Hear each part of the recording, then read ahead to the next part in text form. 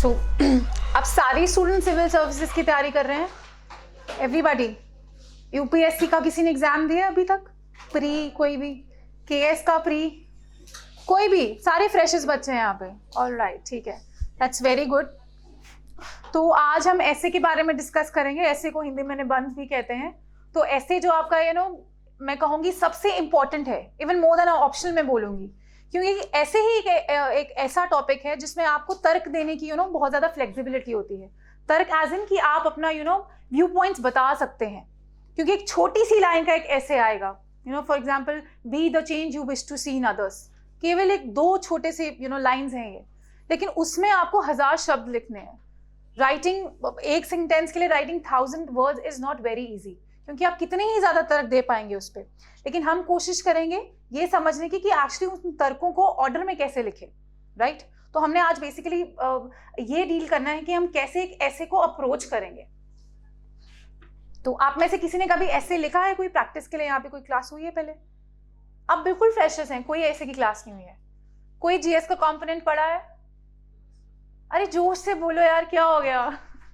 मैं तो जब पढ़ती थी, मैं आई थिंक सबसे ज्यादा ऊंची आवाज तभी मेरी थी, अभी भी है, उस टाइम भी बहुत ज्यादा थी। किसी ने कोई जीएस का कंपोनेंट नहीं पढ़ा? हिस्ट्री एनवायरनमेंट पढ़ा है? हिस्ट्री पढ़ा है सब लोगों ने? पॉलिटी कुछ पढ़ा है अभी लक्ष्मीकांत? एनसीईआरटी कुछ देखी है? सिलेबस देखा है कभी? पक्का? ठीक है। कितने पेपर होते हैं जेकेपीएससी में? मेंस में कितने पेपर होते हैं टोटल? कौन कौन से?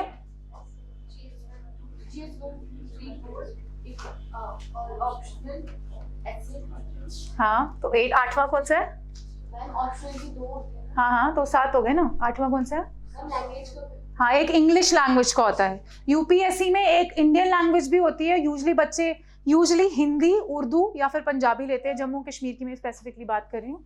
तो लेकिन यहाँ पे इंडियन लैंग्वेज का कोई पेपर नहीं होता है, राइट? तो हम स्पेसिफिकली ऐसे से डील करेंगे। तो आज मैं एक टॉपिक लेना चाहती हूँ, life unexamined is not worth living. ये यूपीएससी में क्वेश्चन आ चुका है मेंस के ऐसे में।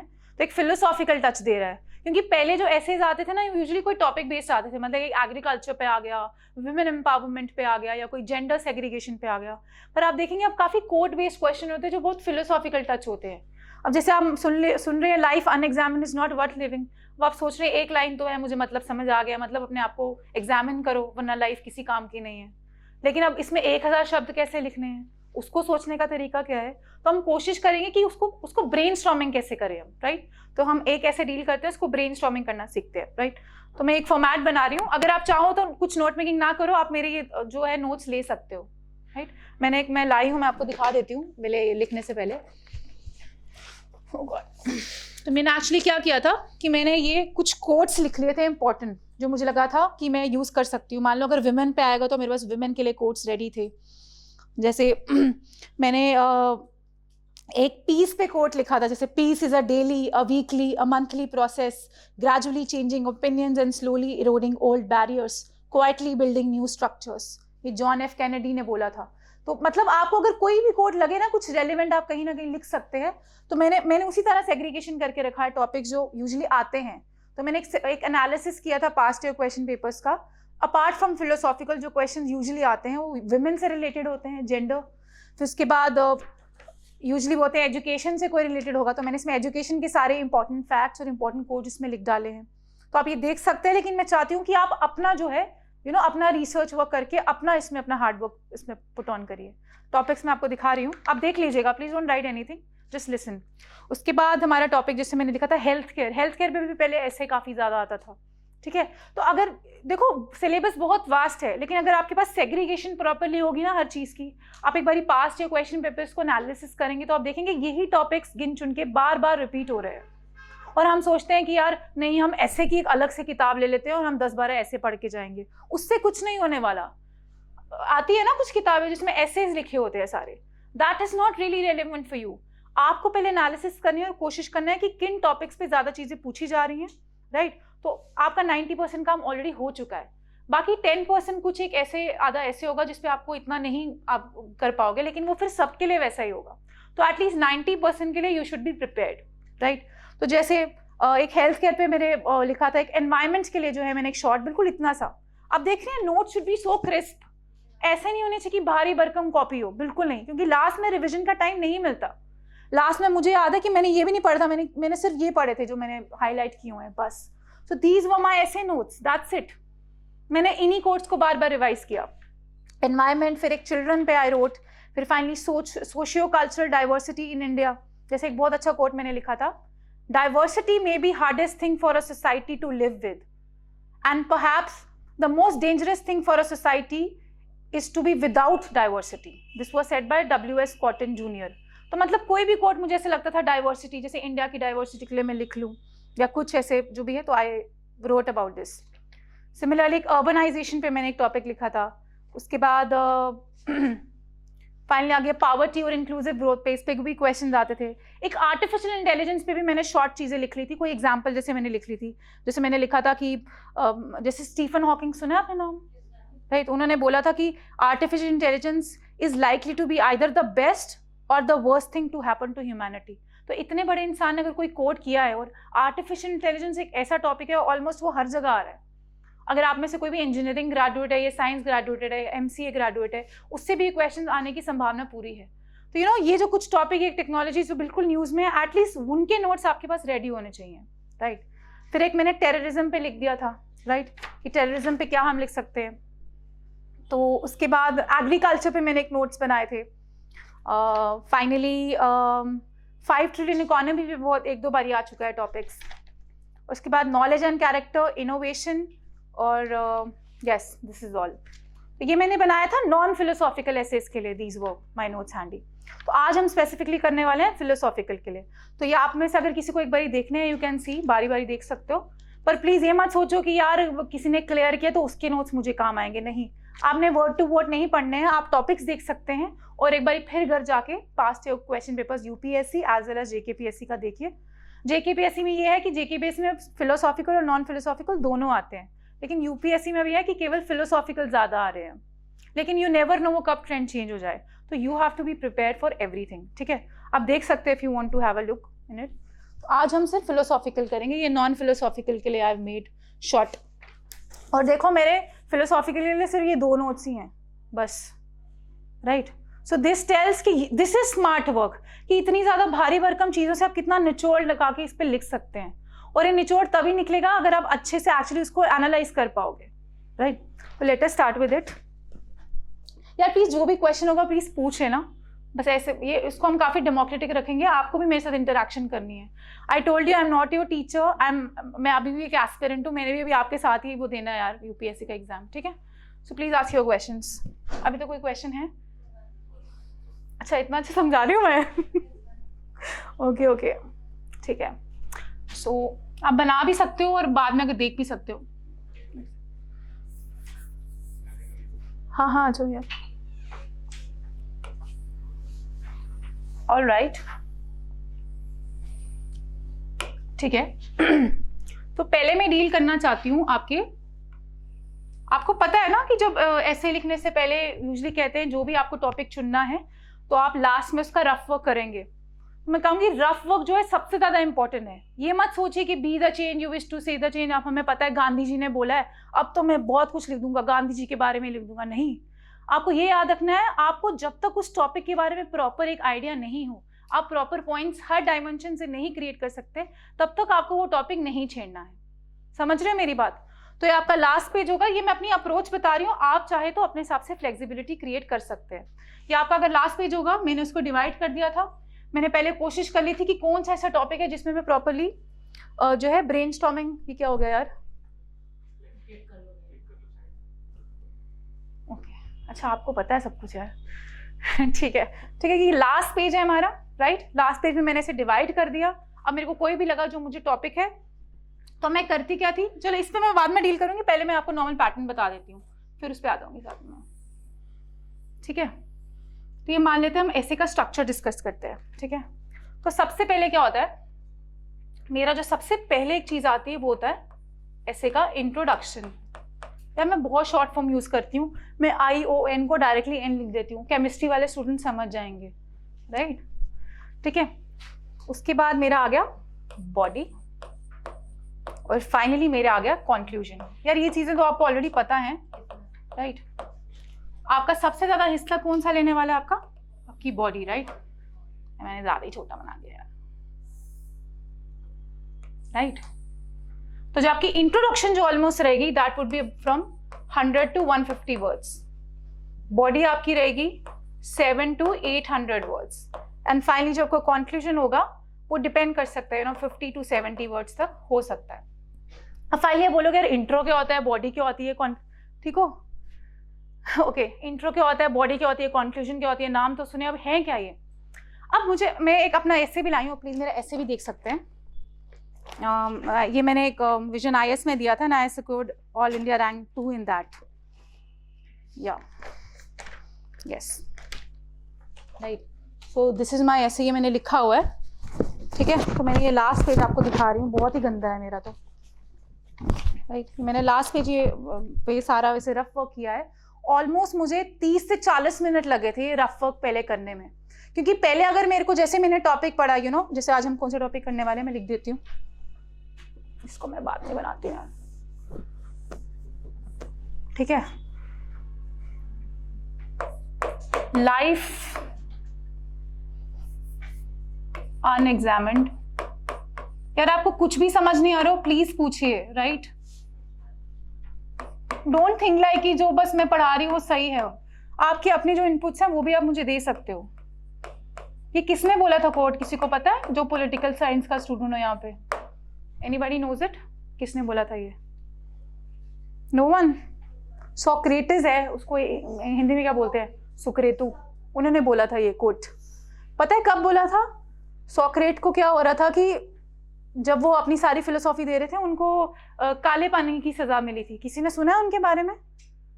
जब उन्होंने फिलोसफी स्टार्ट की थी, उनको काले पानी की सजा मिल रही थी सरकार की तरफ कि ये तो लोगों को सरकार की तरफ भड़का रहा है, इसको काले पानी की सजा दे दो, ठीक है? तो उसने सजा लेते हुए पहले, जैसे भगत सिंह जी ने शहीद होने से पहले जब बोला था कि मतलब ही फेल्ट प्राउड कि मैं अपने देश के लिए शहीद होने जा रहा हूँ, तो उस वक्त सोक्रेतु ने जो ये बोला था कि a life unexamined is not worth living, therefore जो मुझे सजा मिल रही है मैं बहुत प्राउडली ये लूंगा. उसको सजा दी थी या तो एग्जाइल हो जाए, या तो देश निकाला हो जाए, या फिर काले पानी की सजा. तो उसने बोला मैं काले पानी की सजा करूंगा क्योंकि मैं बोलना बंद नहीं करूंगा. Knowledge is very important. तो ये कोट तब था, ठीक है? तो अब हम इस कोट को डील करेंगे यूजिंग दिस पैटर्न, राइट? तो पहले आपकी इंट्रो आ गई. अब बताओ इंट्रो कैसे स्टार्ट कर सकते हो आप? इंट्रो के बहुत सारे तरीके हैं. आप कोई कोट से स्टार्ट कर सकते हो, कोई कोट दे दो अगर आपको रेलेवेंट पता है. मैं अभी सारे कोट्स भी डील करूंगी, ठीक है? कोई एनेक्डोट दे दो. एनेक्डोट क्या होता है बताइए? यार मैं स्पेलिंग गलत ना लिख दूं, बस मुझे आज तक इसकी स्पेलिंग नहीं आई. एनेक्डोट कोई न्यूज़, पीस ऑफ न्यूज़ है, या कोई इंफॉर्मेशन है इससे रिलेटेड, या कोई स्टोरी है. तो बेसिकली एनेक्डोट एक काइंड ऑफ शॉर्ट स्टोरी होती है जो पूरे ऐसे को सम अप कर दे, राइट? जैसे एक, अगर हम मान लें इस चीज़ को लेके चले, life unexamined is not worth living, तो एक मेरे पास एक बहुत अच्छा एनेक्डोट है जो मैंने लिखा था एग्जाम में कि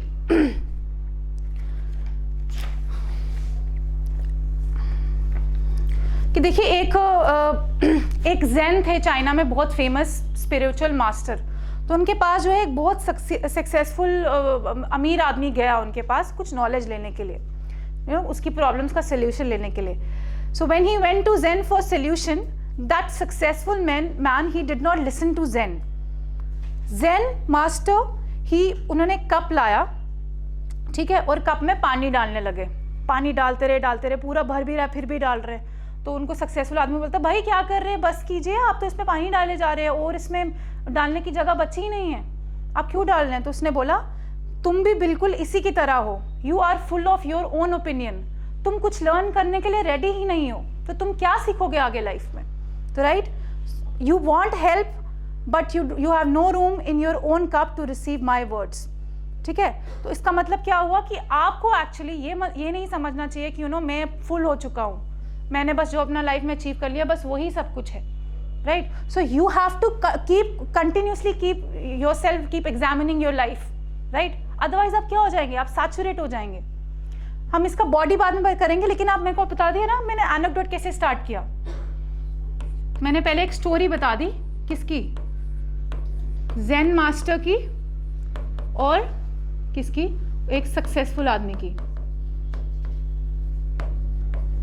आपके पास कोई और स्टोरी है ऐसे रेलिवेंट जो उसके साथ सूट कर सके? कुछ सोचो, कोई भी अगर आपको स्टोरी पता हो, कोई रिलीजियस, कोई कल्चरल, कोई जम्मू की लोकल स्टोरी, कश्मीर की लोकल स्टोरी, कोई भी आपको पता है जो आपको लग रहा है इसमें रेलिवेंट हो, सोच सकते हो आप बिल्कुल। क्योंकि मैं यहाँ पे सिर्फ ये नहीं आई कि काम खत्म करने आई, मैं एक्चुअली चाहती हूँ आप सोचिए, क्योंकि आपको एग्जाम में भी सोचना है। बताइए कोई आपको एग्जाम्पल ऐसे अभी है दिमाग में? कोई एनेक्डोट आपने कभी पढ़ा हो किसी की कॉपी में या कुछ? Know example? अच्छा मैं आपको एग्जाम्पल और देती हूँ। अच्छा मुझे बताइए रामायण किसने लिखी है? हाँ, वेद व्यास ने लिखी है ना। आपको वेद व्यास का ओरिजिनल प्रोफेशन पता था क्या था? ही वॉज अ डेकॉइट, वो चोरी करते थे। किसी ने सुना है? मैं इसलिए एग्जाम्पल दे रही हूँ because he wrote one of the greatest epics of Indian subcontinent, सबसे बड़ी और सबसे पढ़ी जाने वाली उन्होंने की है। तो पहले वो एक डेकॉइट थे, तो क्या था वो डकैती करके अपने सारे घर बार चलाते थे। उनके बच्चे बहुत ज़्यादा थे, तो बीवी और बच्चों के उसके लिए that he used to do dacoit. तो एक बार उन्होंने फिर से एक डेकॉइट की, लेकिन एक वहाँ पे एक ऋषि चल रहे थे, नारद ऋषि। मैं इसमें कोई रिलीजियस नहीं हो रही हूँ, मैं जस्ट आपको एक एग्जाम्पल दे रही हूँ कि अगर आपके पास भी ऐसी एग्जाम्पल है तो यू कैन कोट। तो वो क्या करते थे, तो वो सबको he used to like dacoity करते थे। तो ऋषि नारद आया, तो ऋषि नारद को भी करने आए। तो ऋषि नारद ने उसको बोला कि भाई आप बैठो ना, खड़े हो गए, सीट नहीं है कोई भी, यहाँ पे आगे है सीट, देख लो, बैठ जाओ, ठीक है, चलो ठीक है। तो नारद ऋषि ने उनको बोला भाई तुम ले जाओ जो मुझसे लेना है, लेकिन तुम एक्चुअली में इसको करके कुछ लाइफ में प्राप्त नहीं कर पाओगे, ठीक है? तुम्हें तुम ऑलरेडी लुटे हुए इंसान हो, तुम किसी को क्या लूटोगे? तो उन्होंने उनको हेल्प की इंट्रोस्पेक्ट करने में, राइट? इंट्रोस्पेक्ट जब उन्होंने किया अपनी लाइफ को, कि मैं एक्चुअली एग्जामिन किया कि मैं क्या कर रहा हूँ अपनी लाइफ में, तो finally after some years he becomes the greatest sage of Indian subcontinent. Then finally he wrote the Ramayan. तो मैं ये कहने की कोशिश कर रही हूँ, अगर आपके पास बिल्कुल ऐसी कोई अट्रैक्टिव शॉर्ट स्टोरी होनी चाहिए, कोई भी हो, किसी चीज से भी रेलिवेंट, तो आप उसको जो है लिख सकते हैं, राइट? मतलब लेकिन मेक श्योर आपकी स्टोरी ऐसी होनी चाहिए कि मतलब वो पूरे इसको सब्सटैंशिएट कर पाए। ऐसे बिल्कुल नॉन रेलिवेंट स्टोरी नहीं लिखनी है कि जैसे आपको पता है आपने एक ही स्टोरी याद किया तो हर में वही चिप करके आओगे आप। नहीं, आपको हर एक के लिए मैं आपको हेल्प कर दूंगी। बिल्कुल बिल्कुल लिख सकते हो आप, कोई इशू नहीं है। जैसे एक विराट कोहली का मैं सुन रही थी कि वो कहते थे कि जब उनकी फादर की डेथ हुई तो वो अपनी लाइफ में और सीरियस हो गए, और आई थिंक उनकी रांची ट्रॉफी थी 2-3 दिन के अंदर, उसके बावजूद भी उन्होंने खेली। उनके एक इंटरव्यू में मैं सुन रही थी, उन्होंने बोला था कि before his father death he was very ऐसे ना fun loving type of person, इतना सीरियस नहीं थे, लेकिन after that he took responsibility and वो अपने आप को उन्होंने एग्जामिन किया। फिर कहते थे वो जल्दी उठते थे, रनिंग पे जाते थे, फील्ड में जाते थे, मतलब पहले से ज़्यादा क्यों कर पाए? क्योंकि उन्होंने अपने आप को एग्जामिन किया, राइट? और फाइनली आज उनकी लाइफ वर्थ लिविंग हो गई है। आप वो भी एग्जाम्पल दे सकते हो, पर मेक श्योर कि जो भी एग्जाम्पल हो, देखो एग्जामिनर ये मत समझिए कि एग्जामिनर है उसको आपकी एक लाइन विराट कोहली समझते ही समझ आ जाएगा आपने क्या लिखा। नहीं, आपने एग्जामिनर को हर लाइन में समझाना है कि मैं इसकी बात कर रहा हूँ, राइट? जैसे आप ये देख लो यार, ये मैंने लिखा हुआ है एक टॉपिक, ये वाला नहीं, ये वाला ऐसे दिखाओ, इसमें है शायद टॉपिक।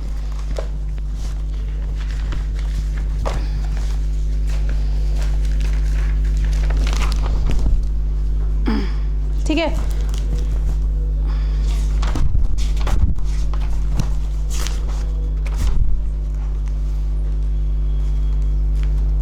ठीक है, मैंने यहाँ पे कोई भी एक टॉपिक लिखा हुआ है। चलो मैं पहले इसमें बताती हूँ, फिर आप ये देख लेना। मैंने एक स्टोरी ज़ैन की बता दी। अब मैं ज़ैन की स्टोरी के नीचे एक लाइन क्या लिखूंगी? The above story. इसको रिलेट करना है किसके साथ? इसके साथ। देखो आपने इसके पीछे ही घूमते रहना है, राइट? आपने फालतू की बात कोई नहीं करनी है। हर बात पे आपका अनएग्जामिन्ड वर्ड है, नॉट वर्थ लिविंग आपका वर्ड है। तो ठीक है, इंट्रोडक्शन में पहले आपने एनेक्डोट दे दिया, अलग लाइन में लिखो कि जो अबव स्टोरी है वो ये दर्शाती है कि कैसे एक आम जैसे अगर हम बात कर ले, उनकी बात करें नारद ऋषि और वाली स्टोरी की, कि कैसे एक डेकॉइटी करने वाला इंसान जो है सबसे महान राइटर बन गया, कैसे जब उसने अपने आप को इंट्रोस्पेक्ट किया। तो इसलिए हमें ह्यूमंस को इंट्रोस्पेक्ट करते रहना चाहिए, राइट? आपका कितना अच्छा इंट्रोडक्शन हो गया, आपने पूरे ऐसे को सम अप कर दिया एक स्टोरी में। अगर आपकी इंट्रोडक्शन इतनी अच्छी हो जाएगी ना, मैं बोल रही हूँ, वो आपकी बॉडी कंक्लूजन भी नहीं पढ़ने वाला, और पढ़ता भी नहीं कोई है एक्चुअली, सच्ची कह रही हूँ मैं आपको। अगर आपका इंट्रोडक्शन इतना स्ट्रॉन्ग है ना, दे आर गोइंग टू से कि यार ये इस बच्चे ने तो आगे अच्छा ही लिखा होगा। तो स्टोरीज मैं आपको 2-4 बता दूंगी, डिस्कस भी कर लूंगी, बाकी आपने रोज नई नई ढूंढते रहनी है, राइट। तो ये चीज़ आ गई, ठीक है। उसके बाद अभी आपका इंट्रोडक्शन खत्म नहीं हुआ है, अभी आपने केवल इसकी एनेक्डोट बताई है। अब आपका एक इंट्रोडक्शन में एक जनरल बात आती है कि what are we going to discuss in the essay, right. कि इतनी गपशप पूरी बॉडी में लिखने से ज्यादा बेटर है पहले उसको ये बता दो हम ऐसे में पढ़ने क्या वाले हैं, राइट। तो आप इसमें लिख सकते हो कि अब हम आज इस ऐसे में जो इस चीज के बारे में बात कर रहे हैं हम कुछ क्वेश्चन से डील करेंगे, राइट। बेसिकली अगर आपको वो क्वेश्चन फ्रेम करने आ गए ना, मैंने क्वेश्चन एंड आंसर फॉर्मेट में जो है फिलोसॉफिकल क्वेश्चंस को डील किया था, तो आप लिखोगे कि आज हम इन टॉपिक्स पे बात करने वाले हैं। तो हम अब सीखेंगे उन टॉपिक्स की ब्रेनस्टॉर्मिंग कैसे करनी है, राइट। अब मैं डायरेक्टली बॉडी की तरफ आ गई हूँ, ठीक है। आपको कोई भी बीच में मेरा कोई भी वर्ड समझ नहीं आ रहा प्लीज मुझे रोक देना, I will repeat it again, ठीक है। अब हम करने वाले हैं बॉडी की, which is all about brainstorming. Brainstorming का मतलब क्या हुआ, दिमाग के अंदर स्टॉर्म चल रहा है आपके, ठीक है। आप पूरे टॉपिक को घुमा रहे हो कैसे। अब आप देखोगे कि मैं सिर्फ केवल इन्हीं सारे टॉपिक्स के बारे में बार बार बात करूंगी थ्रू क्वेश्चंस और उनको आंसर करूंगी इन माय बॉडी, ठीक है। So let us deal with the next, यहां से आनी है, ठीक है। अब मैं बॉडी पे आ रही हूं, ठीक है। बॉडी पे I deal with questions, right. So it is not necessary कि आप क्वेश्चन आंसर फॉर्मेट में रखो, लेकिन आपने अपने रफ पेज पे इसको ऐसे ही लिखना है, राइट। ये जो आपका रफ पेज लास्ट में आएगा इस पे मैंने यहाँ पे क्वेश्चंस लिखे थे ऐसे, ठीक है। अब बताऊंगी क्वेश्चन कैसे। Life unexamined is not worth living, ठीक है। अब आपको क्या लगता है कैसे टाइप के क्वेश्चन हो सकते हैं, कुछ आइडिया इस टॉपिक में कैसे क्वेश्चन निकल सकते हैं टॉपिक से, ठीक है। पहले क्वेश्चन बनता है कि अनएग्जामिन्ड लाइफ आखिरकार होती क्या है। अनएग्जामिन्ड लाइफ क्या होती है कि आप में सैचुरेशन हो गया, आप में एरोगेंस है कि बस भाई कि मैंने क्या बोलते हैं, जैसे कुछ लोगों में होता है ना कि बस भाई अब मेरा ये एग्जाम क्लियर हो गया, मेरा लाइफ में सब कुछ वो हो गया, मतलब वो सोचते हैं मैंने आगे लाइफ में कुछ बनना ही नहीं है। तो अनएग्जामिन्ड लाइफ क्या होता है, दैट यू नो इंट्रोस्पेक्शन। यार सब लिखा हुआ है मैंने नोट्स में, अगर आप नहीं भी लिखोगे कोई इशू नहीं है, ठीक है। आप कुछ इंट्रोस्पेक्शन कर ही नहीं पा रहे हैं अपनी लाइफ में, और क्या होगा इसका मतलब, सैचुरेशन है लाइफ में, स्टैग्नेशन है, और क्या है, कोई ग्रोथ ही नहीं होगी आपकी। अगर आपको मैंने इतना कुछ आज समझाया है, अगर आप घर जाके वो चीज़ अपने आप को सेल्फ इंट्रोस्पेक्ट करो ही नहीं जाके, तो नहीं होगा एग्जाम क्लियर फिर, राइट। तो आप अनएग्जामिन करने के लिए रेडी नहीं है, और क्या प्रॉब्लम है, आप में एरोगेंस है, आपको लगता है कि नहीं यार बहुत है मेरे पास जो लाइफ में, देख रहे हो ना आप। मैंने ऐसे जैसे आप देखोगे, जैसे जो अन अकेडमी के कौन थे owner, Roman Saini, so he was first a doctor, then he became a IAS officer. He left that. Why? Because he was continuously examining his life. He knew कि उसकी लाइफ केवल डॉक्टर या IAS तक नहीं रुकेगी, ठीक है ना। क्योंकि कई बार हम फैमिली से सुनते हैं बस यार तेरी नौकरी लग जाए, तू सेटल हो जाए तो बस फिर शादी तो हो गया। तो हम क्या कर देते हैं फिर एग्जामिन करना, मैं ये नहीं कह रही वो गलत कह रहे, लेकिन हम कहीं ना कहीं अंदर से एग्जामिन करना ही बंद कर देते हैं। जैसे हम कहते हैं ना बस शादी होगी तो सेटल होगी, यही सोचते हैं ना, लेकिन कुछ शादी करने के बाद बहुत अच्छा परफॉर्म करते हैं। तो इसका मतलब क्या हुआ कि आप पे इन सब चीज़ों की कमी है। व्हाट इज अनएग्जामिन्ड लाइफ, ये सब चीज़ें, राइट। अगर मैं नेक्स्ट क्वेश्चन डील करूँ, नेक्स्ट क्वेश्चन क्या बनेगा इसका, कुछ बताओ। देखो सब कुछ इन्हीं टॉपिक आ गया, and unexamined life is not worth living. आप मुझे बताओ इसमें से क्या क्या क्वेश्चन बन सकते हैं। आपको फाइनल में भी ऐसे करना है, आपको इंस्टेंटली क्वेश्चंस बनाना है और आपका ऐसे रेडी है, बस बताओ क्या बनेंगे। ठीक है, नेक्स्ट क्वेश्चन हमारा हो सकता है कि why this is not worth living, why unexamined life not worth living, correct, क्यों नहीं है बताओ। देखो आप सोचो कि ये तो इसी से रिलेटेड क्वेश्चन है तो अलग है नहीं है, लेकिन ये भी एक अलग चीज है। आखिर अनएग्जामिन्ड लाइफ होती क्या है, फाइनली वो वर्थ लिविंग क्यों नहीं है। वर्थ लिविंग क्यों नहीं है, क्या होगा, आप कहीं ना कहीं सोसाइटी के लिए बोझ बन जाओगे, आप में इतनी एरोगेंस आ जाएगी, राइट। जैसे हम कहते हैं कि जैसे जब हमने नारद ऋषि और उसकी बात की, अगर मान लो उसने एग्जामिन नहीं किया होता तो हमारे देश में और ज़्यादा क्राइम रेट बढ़ जाता, राइट। जैसे अगर हम क्रिमिनल्स को, जैसे रेपिस्ट को पनिशमेंट नहीं देंगे तो उससे क्या होगा, उनको एग्जामिन करना नहीं सिखाएंगे, रिफॉर्म करना नहीं सिखाएंगे प्रिजन्स में, तो और ज़्यादा रेप्स होंगे, राइट। तो इसलिए बहुत ज़्यादा इंपॉर्टेंट है कि अनएग्जामिन्ड ये वर्थ लाइफ नहीं हो सकती। इससे क्या होने वाला है, एक तो कुछ भी आप लिख सकते हो, क्राइम रेट विल इंक्रीज, ठीक है, और क्या हो सकता है बताओ, सोसाइटी के लिए एक बहुत ज़्यादा इल है ये, ठीक है। इसी तरह आपके जो इसमें और ज़्यादा पॉइंट्स ये आ सकते हैं, ठीक है। फर्स्ट क्वेश्चन हो गया, what is unexamined life, why unexamined life is not worth, okay. Self growth के लिए भी इंपॉर्टेंट है, ठीक है। थर्ड क्वेश्चन क्या बन सकता है बताइए,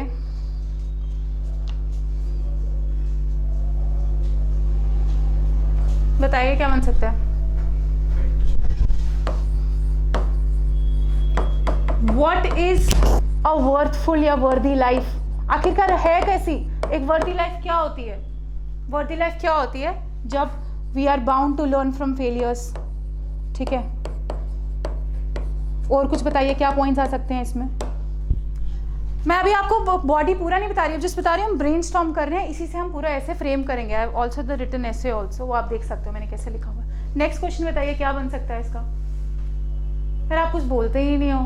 कंपेयर कर सकते थे वर्दी और अनवर्दी को, ठीक है, लेकिन हमने ऑलरेडी इसमें डील कर दिया ना, फिर वो सेम ही बात आ गई। फाइनली एक प्रिस्क्रिप्शन के फॉर्म में एक क्वेश्चन आना चाहिए जो आपका सोल्यूशन दर्शाए कि आखिरकार how to make our life examine, how to examine, right.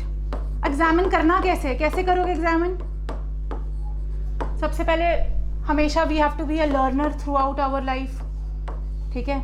उसके बाद हम कह सकते हैं कि हमें एरोगेंस नहीं होना चाहिए, नो एरोगेंस। और क्या पॉइंट आ सकता है बताइए, सोचिए। देखिए फिलोसॉफिकल ऐसे एक्चुअली में होते बोरिंग है, लेकिन बहुत ज़्यादा स्कोरिंग होते हैं। मुझे पता है थोड़ा आज बोरिंग लग रहा होगा, फर्स्ट टाइम जब मैंने भी डील किया था काफ़ी बोरिंग था, लेकिन इसकी एक अप्रोच है जिसको आप ऐसे डील कर सकते हो। तो मैंने थोड़ा कोशिश की है सिंप्लीफाई करने का, अभी फाइनल भी मैं बताऊंगी कैसे करना है। लेकिन अब भाई बताओ और क्या पॉइंट आ सकता है इसमें, और कैसे करोगे, और कैसे कर सकते हैं। सबसे इम्पोर्टेंट, जैसे दर्शन किसको बोलते हैं हिंदी में, फिलोसॉफी, इसको हम इसमें भी बोलते हैं ऑब्जर्वेशन। ऑब्जर्वेशन कीजिए अच्छी सी चीज़ों की, ठीक है। उसके बाद मेक श्योर कि आप डू मच रीडिंग, जैसे हम बोलते हैं ना रिलीजियस बुक पढ़िए, कुरान पढ़िए, बाइबल पढ़िए, आपको काफ़ी ज़्यादा इंट्रोस्पेक्शन के मौके मिलेंगे, राइट। तो वो सब चीज़ें करिए। तो फाइनली आपका हाउ टू एग्जामिन वाला पार्ट भी हो गया। ओके सो अच्छा, एक क्वेश्चन जो मुझे लगता है मैंने मिस किया, हाँ ठीक है, वो आप चाहे तो इसमें भी लिख सकते हो, लेकिन एक अलग क्वेश्चन भी बना सकते हो। वो ये है कि what will happen if you don't examine life. आप एक बात समझने की कोशिश कर रहे हैं, मैं हर क्वेश्चन में इसको खींच के ला रही हूँ और आपको हर क्वेश्चन सिमिलर लग रहा है, लेकिन हर क्वेश्चन का एक अलग पर्सपेक्टिव है। जब आप बार बार लिखेंगे आपको रियलाइज होगी कि हर क्वेश्चन अलग है। अब बताओ क्या होगा अगर आप नहीं करोगे एग्जामिन लाइफ, ठीक है। एक्चुअली मेरे ख्याल से ये सिमिलर क्वेश्चन ही है ऑलमोस्ट दोनों, तो आप इसको एक में ही कर सकते हो, ठीक है। तो इसमें आप क्या लिख सकते हो, अब आप इसमें बहुत सारे आस्पेक्ट डाल सकते हो, राइट। अब मैं आपको बताऊंगी कि आस्पेक्ट्स कैसे डाल लें आपने किसी भी चीज़ के, राइट। तो आई हैव अ जिसको बोलते हैं, क्या बोलते हैं यार उसको, जो शॉर्ट फॉर्म बनाते हो किसी चीज़ के, निमोनिक्स, ठीक है। तो I need one mnemonics, right. So this is your social, ये आप लिख सकते हो, शायद मैंने इसमें नहीं लिखा है। ये आपका क्या आ गया, बोलो, पॉलिटिकल, ये क्या होगा, इकोनॉमिकल, ये क्या होगा, एनवायरनमेंट या इकोलॉजिकल, जो भी बोल सकते हो। मैं शॉर्ट फॉर्म बहुत ज़्यादा लिखती हूँ, मेरे लिए सॉरी यार, ठीक है। एनवायरनमेंट, ये क्या है, कल्चरल, और ये फाइनली आ गया हिस्टोरिकल, ठीक है। और एस्पेक्ट्स क्या होते हैं, और 3 एस्पेक्ट्स और होते हैं, पर वो अलग से होते हैं। वो होता है इंडिविजुअल, फिर क्या होता है, ये आपका आ गया बोल सकते हो रीजनल या फिर नेशनल, और फाइनली आपका लास्ट वाला आ गया इंटरनेशनल। ठीक है, आपको कभी भी कोई भी एस्पेक्ट डील करना हो ना तो कोशिश करिए ये 2 अप्रोचेस यूज करने की, इनसे ज़्यादा और आई डोंट थिंक कोई अप्रोच और होगी। इसमें और फैक्टर्स ऐड हो सकते हैं अगर आपको कोई और निमोनिक बने, आपको कोई पता, बट आई थिंक इसमें सब आ जाता है, राइट। सोशल एस्पेक्ट में हम क्या डील करेंगे इसी टॉपिक से, बताइए सोशल में क्या क्या आ सकता है कि अगर आप एग्जामिन नहीं करें तो क्या प्रॉब्लम आएगी। जैसे मैंने आपको सोसाइटी में बताया, वुमेन के और रेप्स हो सकते हैं, क्राइम और बढ़ेगा। ठीक है, अगर हम LGBT कम्युनिटी के बारे में नहीं सोचेंगे ना, हमने 377 अभी जो सुप्रीम कोर्ट ने दिए थे उसमें नवतेज सिंह जौहर में जो जजमेंट दी थी, तो उससे हमने क्या किया, इंट्रोस्पेक्ट किया कि कहीं ना कहीं वो लोग भी एग्जिस्ट करते हैं, हम उनको पीछे लेके नहीं छोड़ सकते हैं, राइट। तो सोशल में वो लोग भी आते हैं, मैं लिख देती हूँ यहाँ पे सोशल में क्या क्या आता है। ठीक है, क्या आता है आपकी जितनी भी जो प्रोन है वल्नरेबिलिटी के लिए, वो सभी आते हैं। ठीक है, वुमेन आप देखते हैं, चिल्ड्रन आ सकते हैं। ठीक है, और क्या आएंगी, आपकी LGBT कम्युनिटी आ सकती है, और क्या आ सकती हैं, आपके पीपल विद डिसेबिलिटीज़ आ सकते हैं, राइट। आपके SC ST या फिर कोई और कम्युनिटीज जो काफ़ी पिछड़े हुए हैं वो सभी आ सकती हैं। तो अगर हम इंट्रोस्पेक्ट नहीं करेंगे तो ये दबे रहेंगे ये सोसाइटी में, राइट। तो अगर आपको ऐसे में लिखना हो, सबसे अच्छी एग्जाम्पल फिलहाल इसी की है, राइट। अब आपकी नेक्स्ट आ गई पॉलिटिकल। अब पॉलिटिकल में आपकी सारी चीज़ें आ जाती हैं, आपका कॉन्स्टिट्यूशन, आपका कोई लीगल एस्पेक्ट कोई हो, कोई भी लॉ हो, राइट। इसमें आपके सारे ये आएंगे। मान लो अब यही टॉपिक है, इसमें क्या आएगा, कॉन्स्टिट्यूशन का एस्पेक्ट। देखिए, आपको एस्पेक्ट सारे कवर करने हैं, आप केवल सोशल में नहीं घुसे रह सकते। पॉलिटिकल कॉन्स्टिट्यूशन में मुझे बताइए इसका क्या रिलेशनशिप है। कोई बच्चा जो आज एस्टैब्लिश करेगा, मुझे पता है उसका इस बार क्लियर होना है, जो सोच के बताएगा मुझे आज। क्या अमेंडमेंट्स, खड़े होके बताओ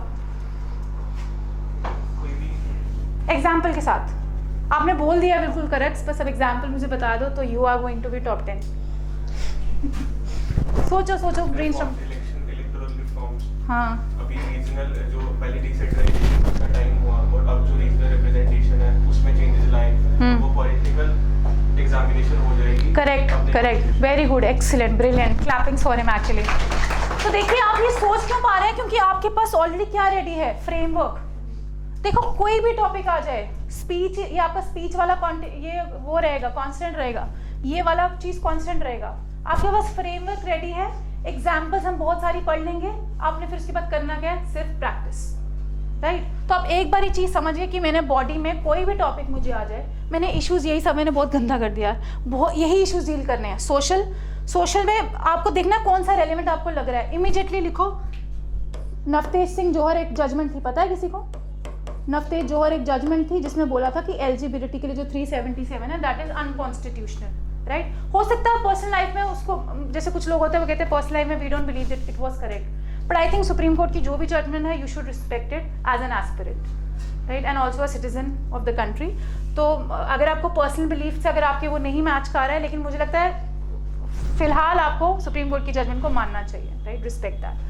तो ये काफ़ी अच्छी एग्जाम्पल है। आप ST की एग्जाम्पल लिख सकते हैं, जैसे आप लिख सकते हैं कि जब 370 रिमूव हुआ तो हमारे पास जो है शेड्यूल्ड ट्राइब्स का जो एक्ट, फॉरेस्ट राइट्स का एक्ट अब लागू हो गया है जम्मू कश्मीर में। तो उस वजह से काफ़ी जो शेड्यूल्ड ट्राइब्स हैं वो अब वहाँ फॉरेस्ट में जाकर अपनी जो है जो भी माइनर फॉरेस्ट प्रोड्यूस हैं उनको वो जो है यूटिलाइज कर सकते हैं। तो अब ये एग्जाम्पल डाल सकते हैं, this is what you call relating with current affairs, ठीक है। आप कोई भी न्यूज़ पढ़ रहे हैं, अगर आपको और कोई रेलिवेंट पता है हम वो भी बता सकते हैं, जो आपको लग रहा है इससे मेल खा रही है। आप देखोगे हर एग्जाम्पल जो हर करंट में जो चीज़ चल रही है हर चीज़ इससे मेल खाएगी, राइट। तो सोशल हो गया, पॉलिटिकल हो गया, और कोई आपको लग रहा है कोई पॉलिटिकल और कोई आ सकती है? आपने बोला इलेक्टोरल रिफॉर्म्स, और बताइए। जैसे देखो कॉन्स्टिट्यूशन में हम बोलते हैं ना, it is what, it is a living document. You have read this term, why is it a living document? Because it can always be amended according to the suitable time, ठीक है। जैसे एक time था women को inheritance rights नहीं थे, लेकिन आज जो हम कहते हैं विमेन को इनहेरिटेंस राइट्स मिलने चाहिए, तो हम कैसे वो कर पाते हैं? क्योंकि कॉन्स्टिट्यूशन को we keep examining it, how, with time, right. अगर हम उसको एग्जामिन नहीं करेंगे वो रिजिड होकर टूट जाएगा, राइट। तो कॉन्स्टिट्यूशन सबसे बेस्ट एग्जाम्पल। देखो पॉलिटिकल में सबसे अच्छी एग्जाम्पल किसी भी आंसर में, किसी भी ऐसे में होती है, you related with the constitution, you related with the fundamental rights of the DPSP, right. So this is going to be a brilliant example. इसके अलावा कोई और आपको पता है एग्जाम्पल जो अमेंड हुई हो विद टाइम? बताइए।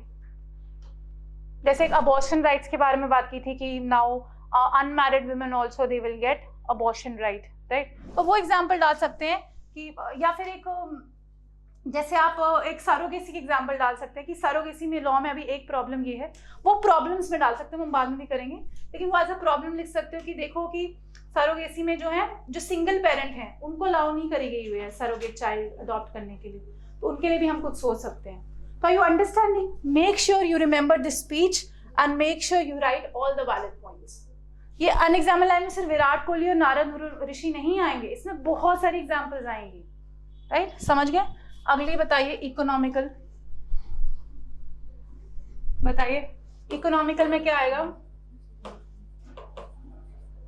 क्या आ सकता है बताइए. ओके, और कोई सोचिए सोचिए, बड़ा इंपॉर्टेंट है हमारी इकोनॉमी से related. Yes it can be. Inflation कैसे, जैसे आरबीआई अपनी किससे डील करती है, मॉनेटरी पॉलिसी. ठीक है, गुड. जैसे हम देख रहे हैं इस बार हमारी इन्फ्लेशन कैसे कंट्रोल कैसे की उन्होंने, यूजिंग कौन सी वाली, डियर ली थी या फिर दूसरी वाली ली थी, चीप वाली ली थी ना इन्फ्लेशन कंट्रोल करने के लिए. तो हम कैसे कर रहे हैं देख रहे हैं. पर इससे अच्छी एक एग्जांपल है जो हमारे बहुत हिस्टोरिक है हमारी पूरी इकोनॉमिक हिस्ट्री की. बताइए, सोचिए सोचिए, सबसे इंपॉर्टेंट पार्ट 90s का एलपीजी. अगर हमने उस टाइम एग्जामिन नहीं किया होता तो क्या होता, हमारे देश में इन्फ्लेशन बढ़ जाती, भूखमरी और ज्यादा हो जाती. ठीक है, जो हम देख रहे थे कि हमें यूएसए ने काफी ह्यूमिलेट किया था, हमें मना कर दिया था, हमें कहा था that we are a begging bowl, India is a begging bowl. उस चीज से हम बाहर नहीं आ पाते.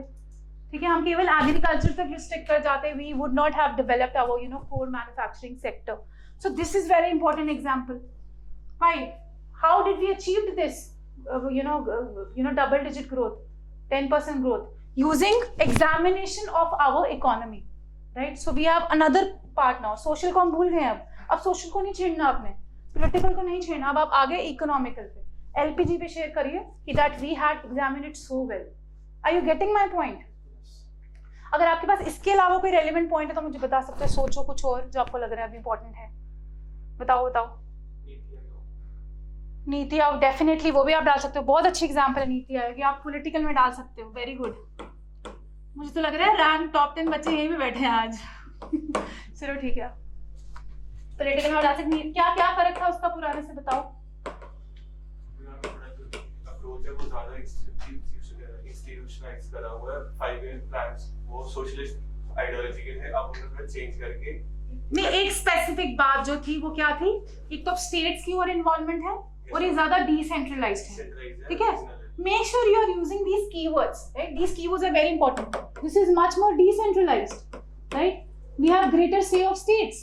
अगर मान लो ये नहीं होती, प्लानिंग कमीशन ही चलती, तो क्या होता, स्टेट्स परेशान हो जाती. आज भी आप देखते हो कि स्टेट और यूनियन में कहीं ना जैसे वेस्ट बंगाल उधर पंगे चलते रहते हैं, क्योंकि स्टेट्स को लगता है हमें वो वाला ऑर्डर नहीं दिया जाता है सेंटर द्वारा. लेकिन ये एक हमने एक अच्छा ऑप्शन लाया है, जीएसटी लाया हमने, बहुत अच्छा, वो इसमें डाल दो इकोनॉमिकल में. जीएसटी है, स्टेट्स का ज्यादा से है. हम कंटिन्यूसली एग्जामिन कर रहे हैं. देखो वो जो कोर्ट है ना, वो केवल ह्यूमन लाइफ के लिए नहीं है, मैंने आपको कहा ना, इंडिविजुअल, नेशनल, इंटरनेशनल, तीनों रेपरकशंस हैं उसके. तो you have to think in all the aspects. This is the beauty of essay, कि जो बच्चा इतने एस्पेक्ट सोच सकता है, जनरेट कर सकता है, वही काबिल है इस एग्जाम को क्लियर करने के. मतलब एक एस्पेक्ट तो सभी जनरेट कर सकते हैं, विराट कोहली वाला, वो तो सभी लिखाएंगे.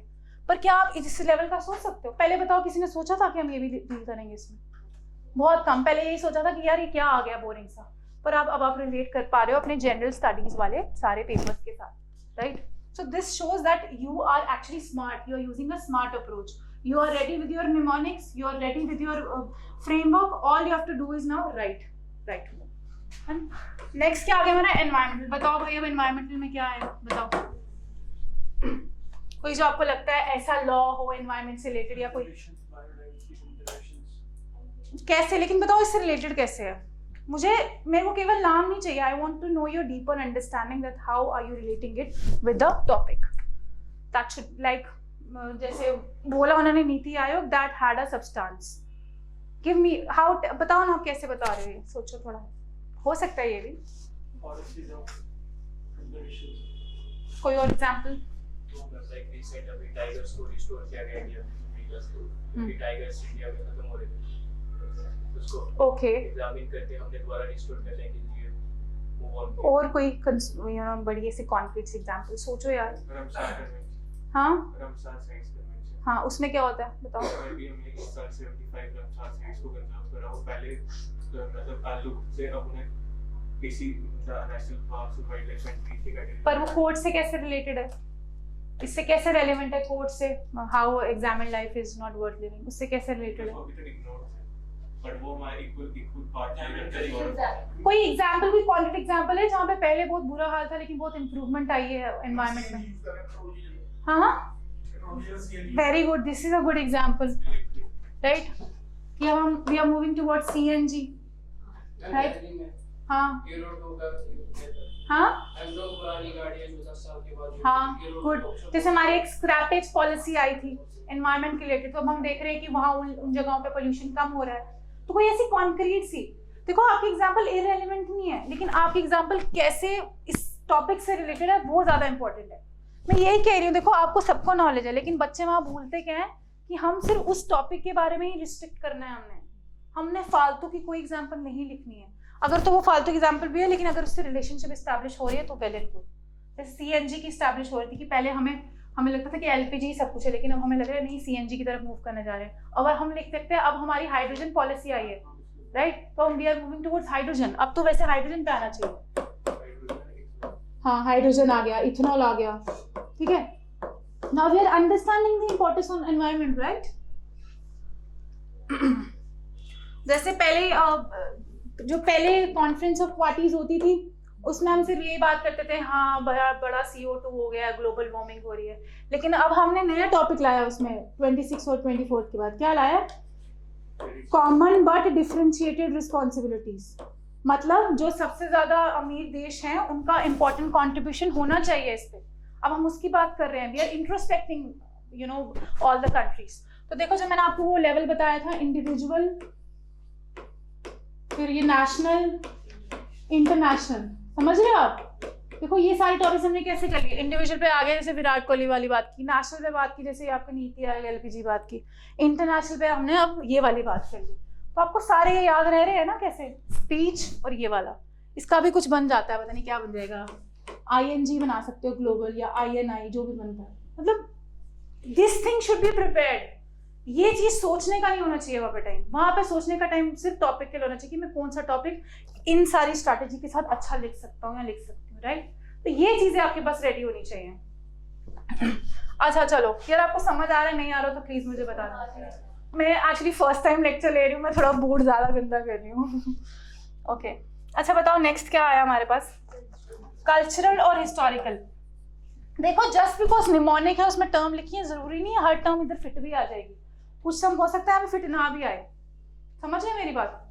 लेकिन आप बताओ कल्चरल में कोई सोच सकते हो, अगर है तो लिख लेंगे, नहीं है तो नहीं लिखेंगे। बताओ कल्चरल में क्या होगा?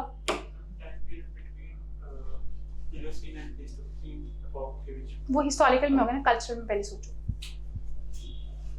बताओ बताओ, बोलो ना, बोल रहे हो, ये बोलने वाली बात बहुत अच्छी है, आप सोचने की कोशिश कर रहे हो। ये लड़कियां कुछ बोलती नहीं है यहाँ पे, मैं तो सबसे ज्यादा जो थी ना लड़की इतना ज्यादा इरिटेट करती थी टीचर्स को। बताओ बोलो सोचो कल्चर में क्या हो सकता है जो इस टॉपिक से रिलेटेड हो? कैसे, कोई एग्जांपल दो, जल्दी से सोचो। देखो अखबार में, देखो अखबार का मतलब ही है ये पढ़ना, अब ये सब चीजें पैरामीटर्स दिमाग में डालो।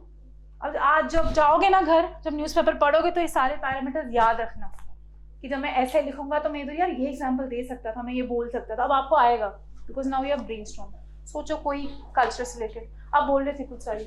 रिसेंटली NEP 2020 में हमने हर रीजन की वन माइक्रो लैंग्वेज को कंपल्सरी कर दिया कॉलेज लेवल पे, तो उससे जो रीजनल लैंग्वेज है वो प्रिजर्व हो रही है। Good, very very excellent example, very good. ठीक है, एक ये डाल सकते हो या फिर एक जो नेशनल एजुकेशन पॉलिसी में भी बोला गया है ना कि आई थिंक 5th स्टैंडर्ड तक वर्नाकुलर लैंग्वेजेस जो है वो यूज की जाएंगी, यही बोला था ना, है ना? तो ये कितना अच्छा तरीका है। हम देख रहे हैं कि regional languages they are dying. Jammu के कितने लोग हैं यहाँ पे? कितने लोग डोगरी बोलते हैं आप में से? आपस में दोस्तों से डोगरी बोलते हो ना? देखो कितने कम लोग हैं यहाँ पे। देखो हर बार पे यही हाथ खड़ा कर रहा है आंसर अपना हाथ, ठीक है? तो दैट्स वेरी गुड, पर आप सबको बोलना चाहिए। तो बहुत कम बच्चे हैं जो यू नो अपनी डोगरी लैंग्वेज में बात करते हैं। तो इसका कारण क्या है कि हम उसको इतनी रिस्पेक्ट नहीं दे पा रहे हैं।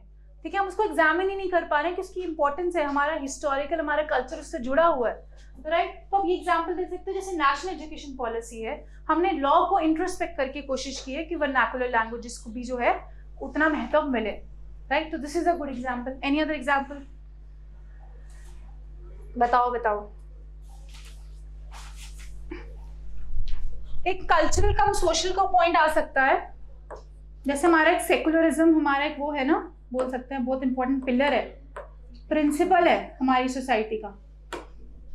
तो अगर हम इसको मेंटेन नहीं करेंगे तो क्या हो सकता है, कम्युनल राइट्स हो सकते हैं सोसाइटी में, राइट। पोलराइजेशन हो जाएगी सोसाइटी की। ऑलरेडी पार्टीशन में हमने देखा कि कितना ज्यादा रिलीजियस कम्युनल हेट्रेड क्रिएट हुआ था। तो अगर हम ये वाला प्रिंसिपल है इसको प्रिजर्व नहीं करेंगे तो सोसाइटी में और प्रॉब्लम्स आएंगी। जैसे ये कल्चरल कम सोशल का पॉइंट एक ये है, राइट। एक तो आपका अगर लैंग्वेज या कुछ कल्चर को प्रोटेक्ट करना, एक आपके आगे सेकुलरिज्म भी इज अ काइंड ऑफ, बोल सकते हैं सोसाइटी का ओवरऑल कल्चरल माहौल है पूरा हमारा, तो वो भी लिख सकते हो। जैसे आपकी कुछ चीजें हैं, जैसे मॉब लिंचिंग एक बहुत बड़ी प्रॉब्लम क्रिएट हो रही है, तो हम देख रहे हैं जैसे अभी रिसेंटली मणिपुर में मॉब लिंचिंग का लॉ आया हुआ है कि जो भी पाया जाएगा कि जितने भी लोग हैं, चाहे 20-50 लोग भी हैं, सबको अरेस्ट किया जाएगा। कोई भी वीडियो का, यूजुअली कहते हैं ना कि मॉब का कोई फेस नहीं होता, क्योंकि बहुत सारे लोग होते हैं, कितने लोगों को पनिशमेंट देंगे।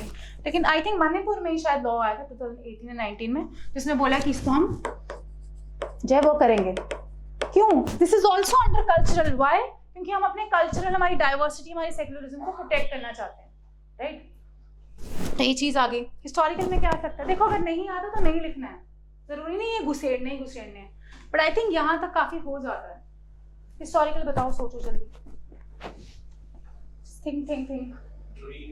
Re-establish previous names of states. Okay. Reforms made by Pierre Ambedkar for the recognition of the scheduled caste and scheduled tribes in the country. इसमें आप एक और बड़ी अच्छी चीज लिख सकते हैं, कोड से रिलेटेड। देखो जो आपकी एग्जांपल है ना, उसको रेलेवेंट लगना चाहिए इसके साथ। जैसे आप लिख सकते हो, history is a continuously evolving subject. हम केवल हिस्ट्री को बस इसी तरीके से नहीं पढ़ सकते कि बिपिन चंद्र ने लिखी है तो वही करेक्ट हिस्ट्री है, राइट। हमें इकोनॉमिक हिस्ट्री भी पढ़नी चाहिए, उस तरीके से भी एग्जामिन करना चाहिए, राइट। जैसे आजकल हम देख रहे हैं अलग अलग तरीके से हिस्ट्री आती है। जैसे कुछ लोग हिस्ट्री लिखते हैं according how would have women felt पूरा हिस्ट्री टाइम में जहाँ पे वो नेग्लेक्टेड रही, या how would have the scheduled tribes felt, उनका लाइफस्टाइल कैसे रहा होगा। तो इसका मतलब हिस्ट्री केवल हम 3 पीरियड्स में ये नहीं पढ़, जैसे हमें ब्रिटिशर्स ने बताया था ना कि एंशिएंट वाज हिंदू रूल, जो हमें एक गलत परसेप्शन दिया गया था, medieval was only Muslim rule and modern was only the British rule, and that is not correct. तो हमें हिस्ट्री को भी अच्छी तरह एग्जामिन करके पढ़ना चाहिए, ठीक है। अब इसमें ये पॉइंट डाल सकते हो, या कोई और हिस्टोरिकल कुछ और सोचो। बी.आर. अम्बेडकर वाला मुझे एक्चुअली थोड़ा रेलिवेंट नहीं लग रहा टॉपिक के साथ, लेकिन अगर आप कर पाओ एस्टैब्लिश तो हम लिख सकते हैं।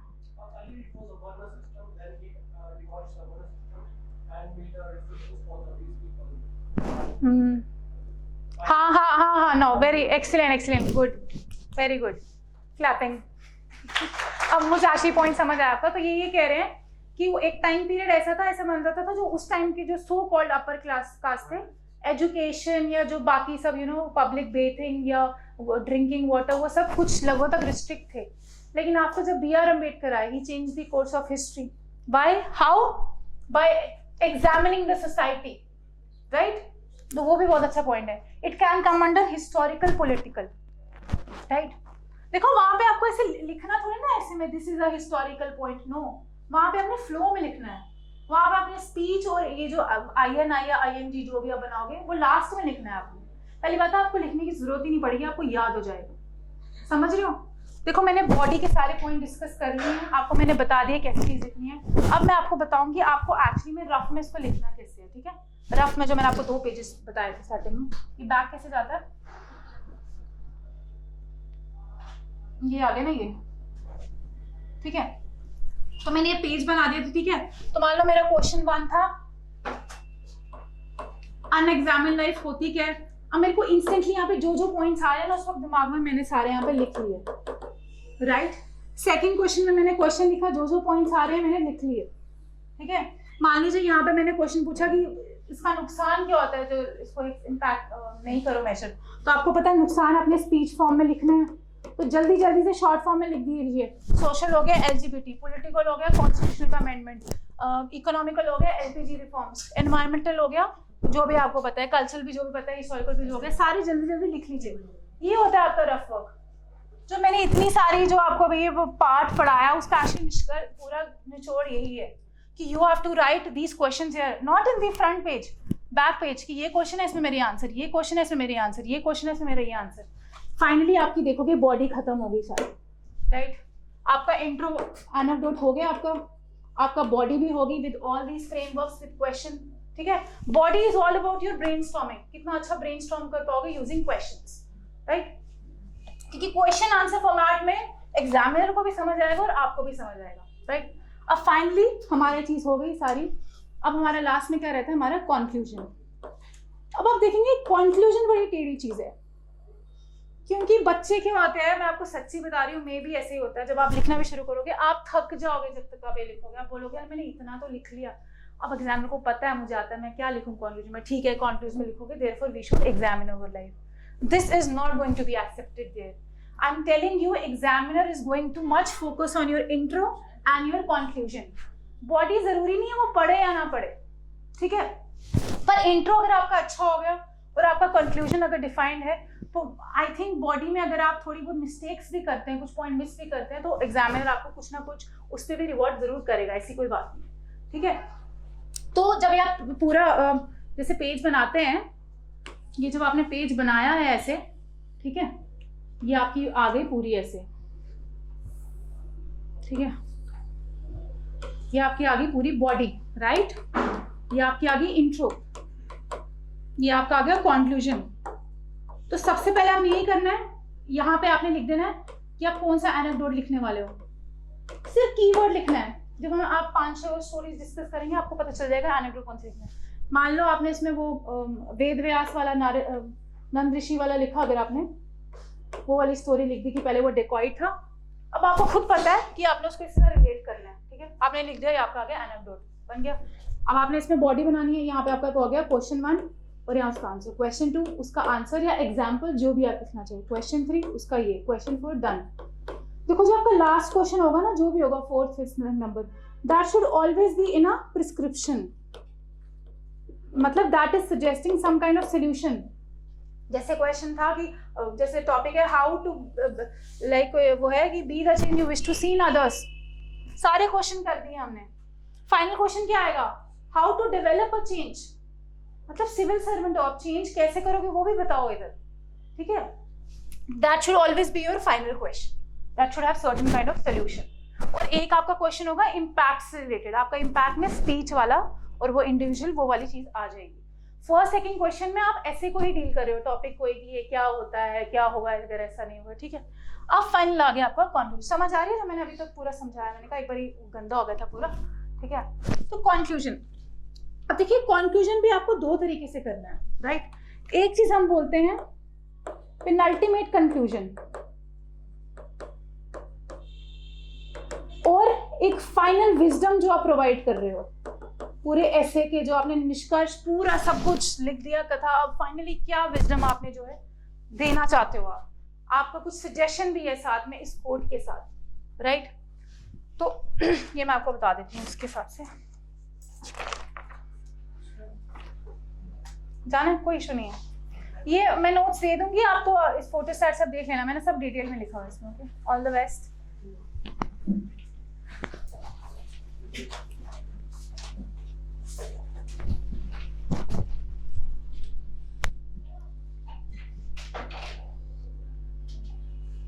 ठीक है, अब जैसे पेनल्टीमेट कंक्लूजन में दे सकते हो, तो देखिए हमने आज जैसे आप लिख सकते हो ऐसे अपनी लैंग्वेज में, तो हमने ऐसे में ये देखा कि कैसे अगर एग्जामिन वर्ड लाइफ करो तो लाइफ कैसे बेटर हो सकती है, और अगर नहीं करो तो कितनी प्रॉब्लम्स इंसान की लाइफ में आ सकती हैं। तो फाइनली पेनल्टीमेट कंक्लूजन में भी कुछ ना कुछ काइंड ऑफ सोल्यूशन होना चाहिए। जैसे आप लिख सकते हो, आप कैसे करोगे और ये सब चीजें अचीव बताइए, कैसे करोगे एग्जामिन लाइफ को, या फिर पूरा आप कैसे लिखोगे इसमें, कुछ जो लास्ट कंक्लूडिंग 2 लाइनें अगर आप लिखना चाहो, आपको कौन सी चीज गाइड कर सकती है, यू नो, ये सब चीज अचीव करने में, एग्जामिनेशन करने में। जैसे आपने गांधी जी टैलिस्मैन सुना हुआ है, गांधी जी का जंतर हमारी हर एनसीईआरटी के फर्स्ट पेज पे लिखा होता था, नहीं है, नहीं पता, कभी एनसीईआरटी नहीं खोली? उसमें टैलिस्मैन आपने जरूर पढ़ा होगा, गांधी जी टैलिस्मैन। हर एनसीईआरटी में ऑलमोस्ट फर्स्ट पेज पे लिखे थे उसको। हिंदी बोलते हैं गांधी जी का जंतर या गांधी जी का टोटका, इसे बोलते हैं। जो सीबीएसई की किताबें हैं, in fact I think state board की किताबों में भी ये चीज है, कंपलसरी है प्रीएम्बल और ये लिखना। आप देख लेना, जरूर पढ़ोगे। अदरवाइज मैंने यूट्यूब पे एक वीडियो बनाई है गांधी जी टैलिस्मैन में, तो वो टैलिस्मैन में ये बोलते हैं इस मतलब अगर आपको कभी भी लाइफ में कोई डिसीजन लेना हो और आप समझ नहीं पा रहे हैं कि मेरे को क्या लेना चाहिए डिसीजन, तो फिर उस वक्त आप उस सबसे गरीब इंसान के बारे में सोचिए जिसको आप जानते हैं, और सोचिए कि जो मैं अभी डिसीजन लेने जा रहा हूँ या जा रही हूँ, क्या इस डिसीजन से उसका कुछ भी फायदा होगा? क्या उसको स्वराज्य मतलब can he B free from all the destitution and poverty? तो तब आप पाएंगे कि आपका जो ये डिसीजन है वो सही होगा या नहीं। This is Gandhi ji talisman and a civil servant should must know about it. अगर आपको एथिक्स के भी पेपर में आ जाए ना कि कैसे इंट्रोस्पेक्शन करना है फिलोसॉफिकल एसेज में, तो you should always have in your confusion about टैलिस्मैन। पढ़ लेना, दिस इज वेरी इंपॉर्टेंट। मैं बड़ी स्ट्रेंज फील कर रही हूँ कि किसी ने नहीं पढ़ा इसके बारे में, ये तो हर एनसीईआरटी में लिखा होता है। ओके, सो उसके बाद आप क्या कर सकते हैं? You can practice mindfulness, you can do pray, you can meditate, right? You should have some kind of value based education. अब जैसे सबसे अच्छी एग्जांपल आपकी कौन सी है? दिल्ली के जो स्कूल्स हैं, रिसेंटली उनमें एक बड़ा अच्छा प्रोग्राम आया था 3-4 साल पहले। क्या था वो? दिल्ली एजुकेशन, आपने सुना है ना? काफी अच्छा तरक्की कर रही है वो, सुना है ना? पता है ना आपको? तो वहाँ पे एक हैप्पीनेस करिकुलम स्टार्ट किया गया था कि बच्चों को केवल पढ़ाई नहीं करवाएंगे बट हैप्पीनेस के लेक्चर्स भी देंगे, क्योंकि वो बहुत ज़्यादा इम्पोर्टेंट है, राइट? सिर्फ रोड लर्निंग नहीं होनी चाहिए। तो इससे इंस्पायर होके अब यूनियन ने भी जो है नेशनल एजुकेशन पॉलिसी में कोशिश की है कि वैल्यू बेस्ड एजुकेशन प्रोवाइड किया जाए, कि बच्चों को फेलियर से जो है जूझना सिखाया जाए। क्योंकि यूजली हमें कोचिंग में या कई जगह क्या सिखाया जाता है कि भाई आपको बस सिलेबस करा दिया तो हो गया टाइमली। तो मैं वही शोएब सर की बात कर रही थी कि जब जब मैंने उनका सुना कि actually he was not only institutes काफ़ी नहीं चला रहे हैं but at the same time is also making sure कि बच्चों को स्ट्रेस फ्री भी रखा जाए और अपने आप को इंट्रोस्पेक्ट भी करते रहें। तो ये चीज़ें जो है आपके इसमें फाइनली में आना चाहिए। फाइनल तो जैसे एक लास्ट में फाइनली कंक्लूजन एक कोट के साथ दे सकते हैं। एक बहुत अच्छा कोट है, It is better to be a Socrates who is dissatisfied rather than a fool who is satisfied। तो ये भी बहुत अच्छा तरीका है। फाइनल एक कोट के साथ इसको एंड कर दीजिए। लेकिन ये याद रखिए, यहाँ तक आते आते ना बस हो जाती है सबकी। रैंक 1 भी होगा ना, उसकी भी बस हो जाती है। ये मन नहीं करता लिखने का किसी का, उसको लगता है मैंने इतना तो लिख दिया यार, 900 वर्ड्स कौन लिख सकता है, मेरे को पता है मैंने बेस्ट लिखा है। लेकिन बाद में जब सिलेक्शन नहीं होती फिर पता चलता है मैं तो ये लिख के ही नहीं आई हूँ, है ना? तो आपको जो 3 घंटे मिले हैं, राइट, मेक श्योर कि आपको थकना नहीं है। थकेगा बंदा, मैं बोल रही हूँ ना 20 क्वेश्चन लिख के बंदा थक जाता है। मैंने अभी यूपीएससी का एग्जाम जब अभी दिया था, मैंने आपको बताया, तो मेंस जब मैंने लिखा था तो मैं बोल रही हूँ मुझे फेंटिंग वाली फील आ रही थी, क्योंकि एक दिन में 2 पेपर और कंटिन्यूसली कोई छुट्टी नहीं, पूरा हफ्ता एग्जाम, 2 पेपर्स, इसमें तो 9 एग्जाम्स होते हैं। तो you have to continuously keep practising. वो प्रैक्टिस कब होगी? जब आपके पास फ्रेमवर्क्स रेडी होंगे। सो राइट, हमारे टॉपिक खत्म हुआ, लेकिन अब हम सिर्फ ब्रेनस्टॉर्मिंग करेंगे एक और टॉपिक की, ठीक है? ये करते हैं, be the change you wish to see in others. अब आपने मुझे सिर्फ क्वेश्चंस बताने हैं इसके। बोर हो गए मुझे लग रहा है आप। क्या था कोट में, भूल गई क्या? Be the change you wish to see in others. किसने बोला था? किसने बोला था कोट ये? महात्मा गांधी। ठीक है, चलिए इसका शॉर्ट में करेंगे, बिल्कुल बिल्कुल शॉर्ट, बहुत नहीं करेंगे आपको, ठीक है? अब आप बताओ इंट्रो में क्या एनेक्डोट लिख सकते हो, कुछ आइडिया? आप इसमें एनेक्डोट में कॉन्स्टिट्यूशन की एग्जांपल दे दो। क्या एग्जांपल दोगे आप इसमें? बताओ जल्दी सोचो, क्या एग्जांपल दे सकते हो? कौन सी अमेंडमेंट, कोई हिस्टोरिक अमेंडमेंट सोचो जो बड़ी बहुत अच्छी है। चलिए बताओ। राइट टू प्रॉपर्टी नहीं, कुछ और। देखो, अगर कभी भी एग्जांपल आप देखो ना किसी वल्नरेबल कम्युनिटी की, तो एग्जामिनर को ये आपका परसेप्शन आता है दैट ही और she is a very compassionate person, right? आप इसमें LGBT की दे दो या ST की दे दो, यहीं से एनेक्डोट स्टार्ट करो। ये एक जमाना था जब LGBT कम्युनिटी कभी सामने नहीं आती थी, पर जब से नवतेज सिंह जौहर का जजमेंट आया है तो हम आज पा रहे हैं कि आज प्राइड मूवमेंट भी हो रही है, जम्मू में भी हुई प्राइड मूवमेंट। तो कहीं ना कहीं उनको उनके जो हिस्टोरिक राइट्स जो डिवाइड थे, आज उनको वो राइट्स उनके मिल रहे हैं। तो दिस शोज व्हाट कि अगर हमें सोसाइटी की परसेप्शन में चेंज लाना है टुवर्ड्स LGBT, तो पहले हमें उसकी highest rule book that is constitution में चेंज लाना होगा।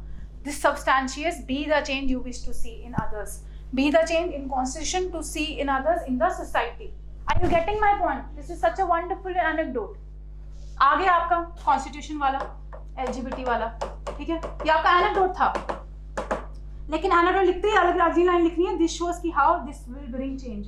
फाइनली अब हमारी क्या आ गई? बॉडी। क्वेश्चंस बताओ, पहला क्वेश्चन क्या आएगा?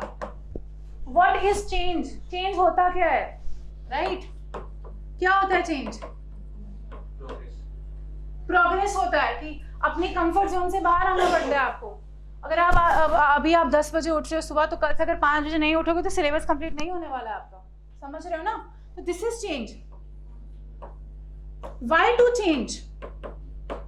सेल्फ ग्रोथ करने के लिए, लाइफ में आगे बढ़ने के लिए, वही सेम पॉइंट, सैचुरेशन ना हो लाइफ में। फिर finally no, this is suggestion, this is solution. How to change solution में आएगा अभी, यहाँ लास्ट क्वेश्चन बताया था मैंने आपको। अब क्या आएगा? Why change is difficult? Why is it difficult?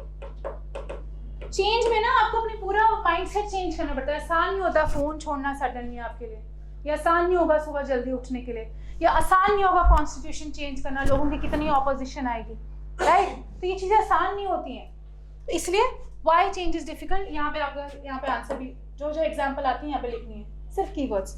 Next question, वो हाउ में आएगा?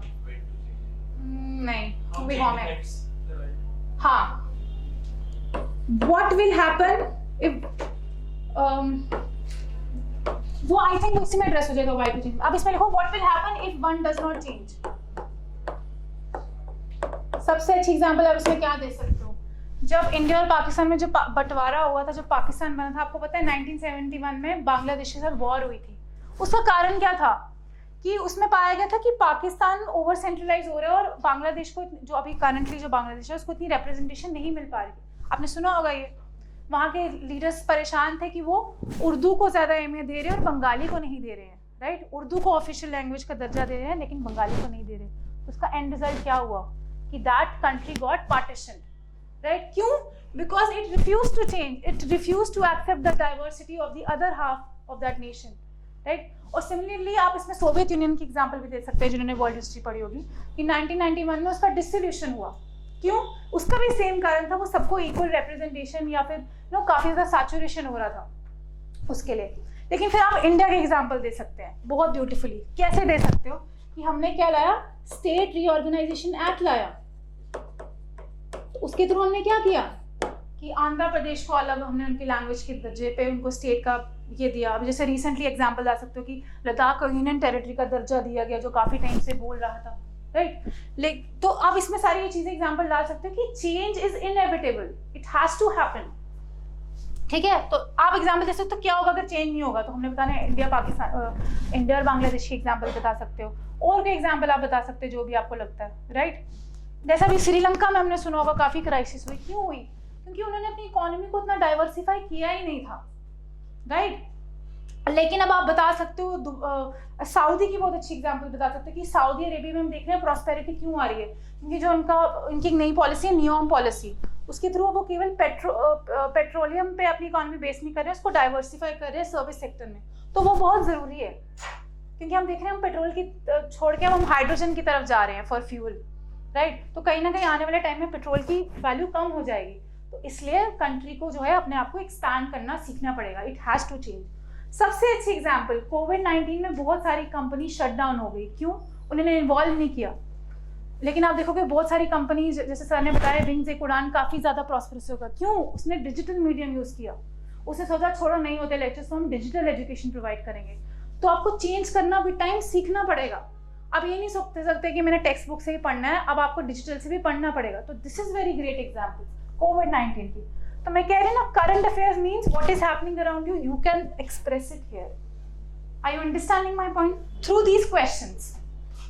फाइनल क्वेश्चन जो बोला आपने, क्या हाउ टू चेंज। देखो आप देख रहे हो कि सारे टॉपिक्स इंटर रिलेटेड हैं, सबके पॉइंट्स भी सेम ही हैं।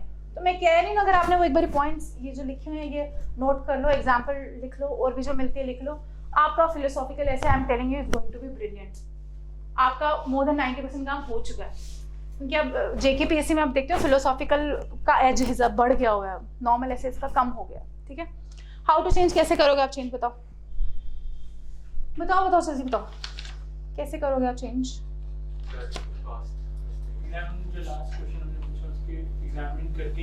हाँ सेम, देखो रिलेटेड भी सेम ही है, एग्जाम्पल्स भी सेम है, तो ऑलमोस्ट वो सेम आएगा।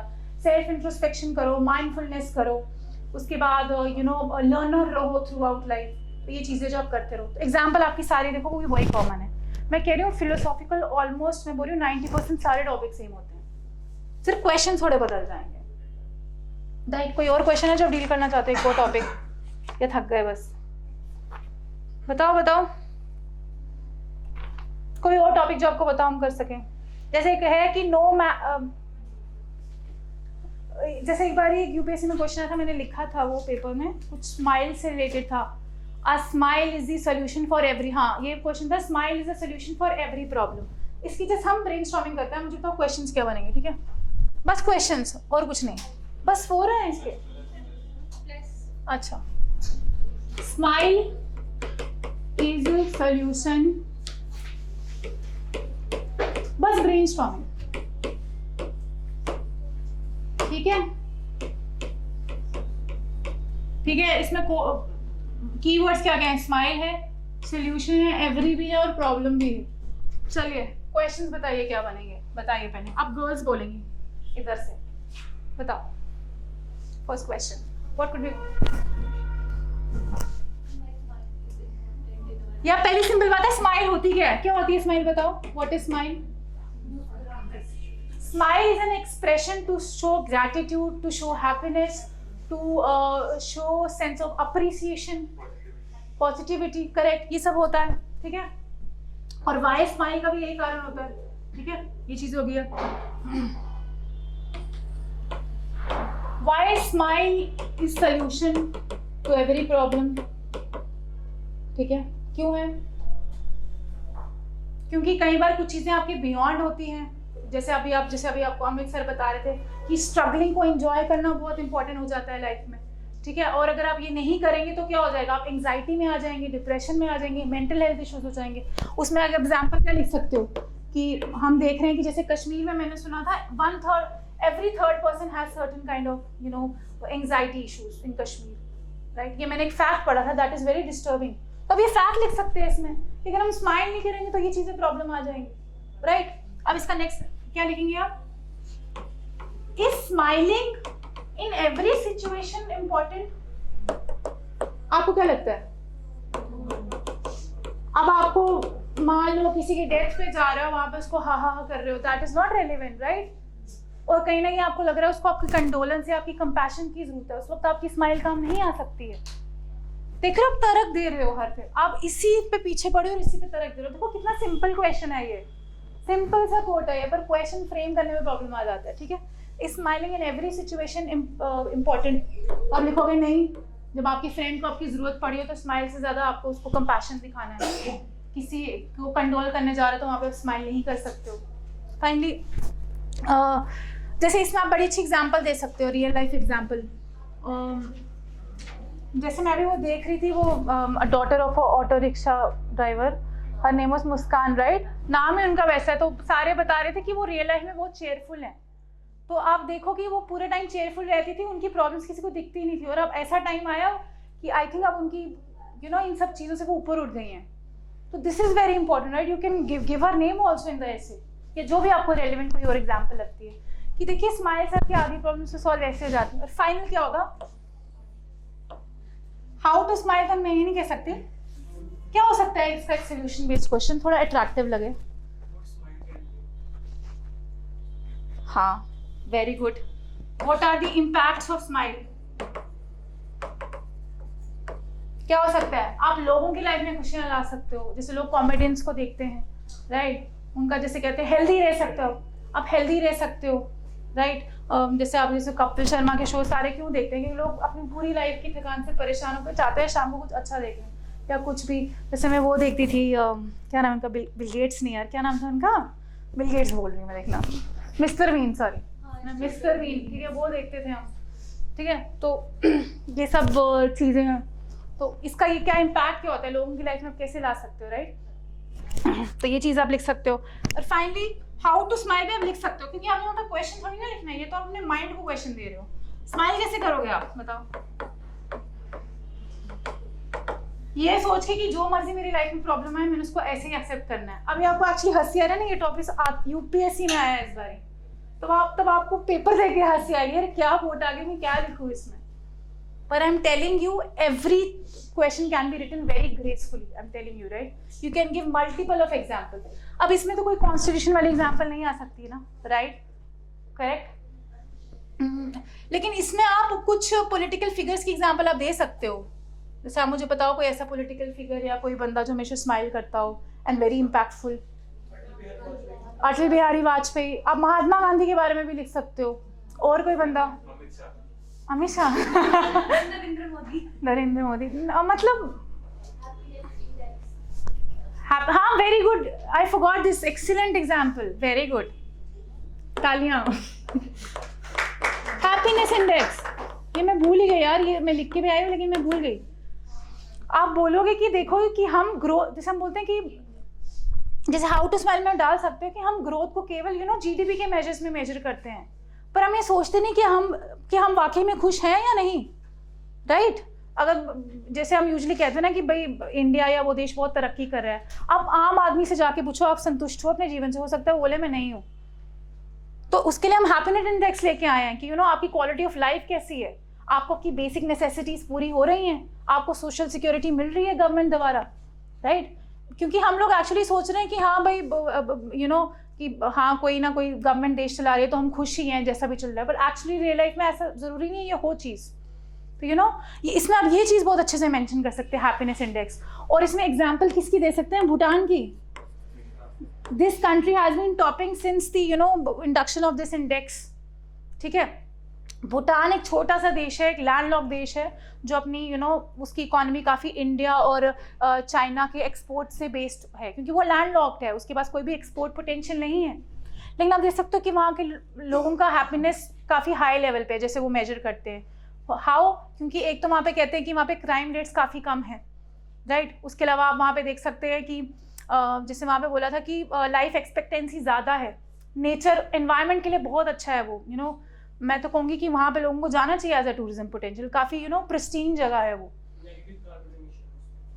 हाँ, negative carbon emission, yes. So you can सी कि देखो स्माइल और हैप्पीनेस रिलेटेड है, तो आप कह सकते हो कि कैसे हम कह सकते हैं कि वो देश की इकोनॉमी इतनी बड़ी नहीं है लेकिन वहाँ के लोग खुश हैं, तो कहीं ना कहीं दैट शोज कि happiness is so important in our lifes, right. जैसे हम हिटलर की भी बात करें तो हिटलर बताते थे कि उस टाइम उसका ओहदा इतना बड़ा था कि मतलब वो जो बोलता था वो चीज़ लोग फॉलो करते थे, लेकिन at the end what he did, he committed suicide. So may be he was not happy inside, because कहीं ना कहीं, अब I don't know much about him, but कहीं ना कहीं जो भी उसके साथ जो भी उसने एक्शंस किए हैं, तो हो सकता है उसको लेटर उसकी लाइफ का जो भी रियलाइजेशन हो तो ही कमिटेड सुसाइड, राइट। तो मैं ये कहना चाहती हूँ कि हैप्पीनेस कैसे डिटरमाइन होती है, ये स्माइल कैसे डिटरमाइन होती है, आप उसका भी रेफरेंस दे सकते हैं। तो this is your part of, ये आपने इकोनॉमी में पढ़ा होगा हैप्पीनेस इंडेक्स, करंट अफेयर्स में पढ़ा होगा। So this is what we call relating with the essay, this is all about your this.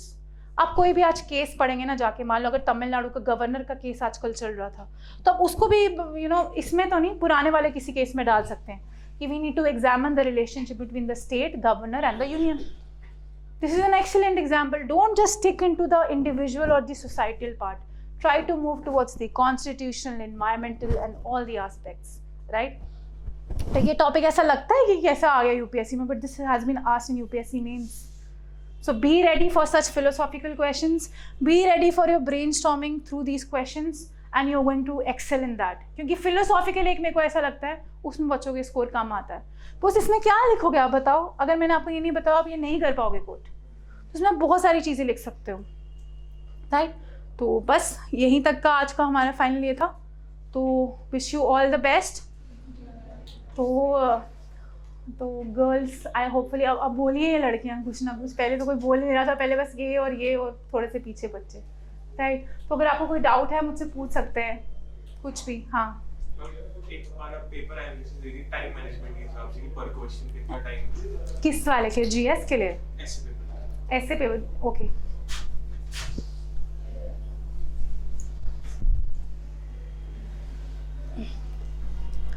मेरा टाइम आज ऐसा आ गया ना, मेरा ना कभी कोई फ़ोन ही रिसीव नहीं करता था, मैं किसी दोस्त को भी फ़ोन करती थी कोई फ़ोन उठाता था, और आज इतनी कॉल्स आ रही है ना मुझे।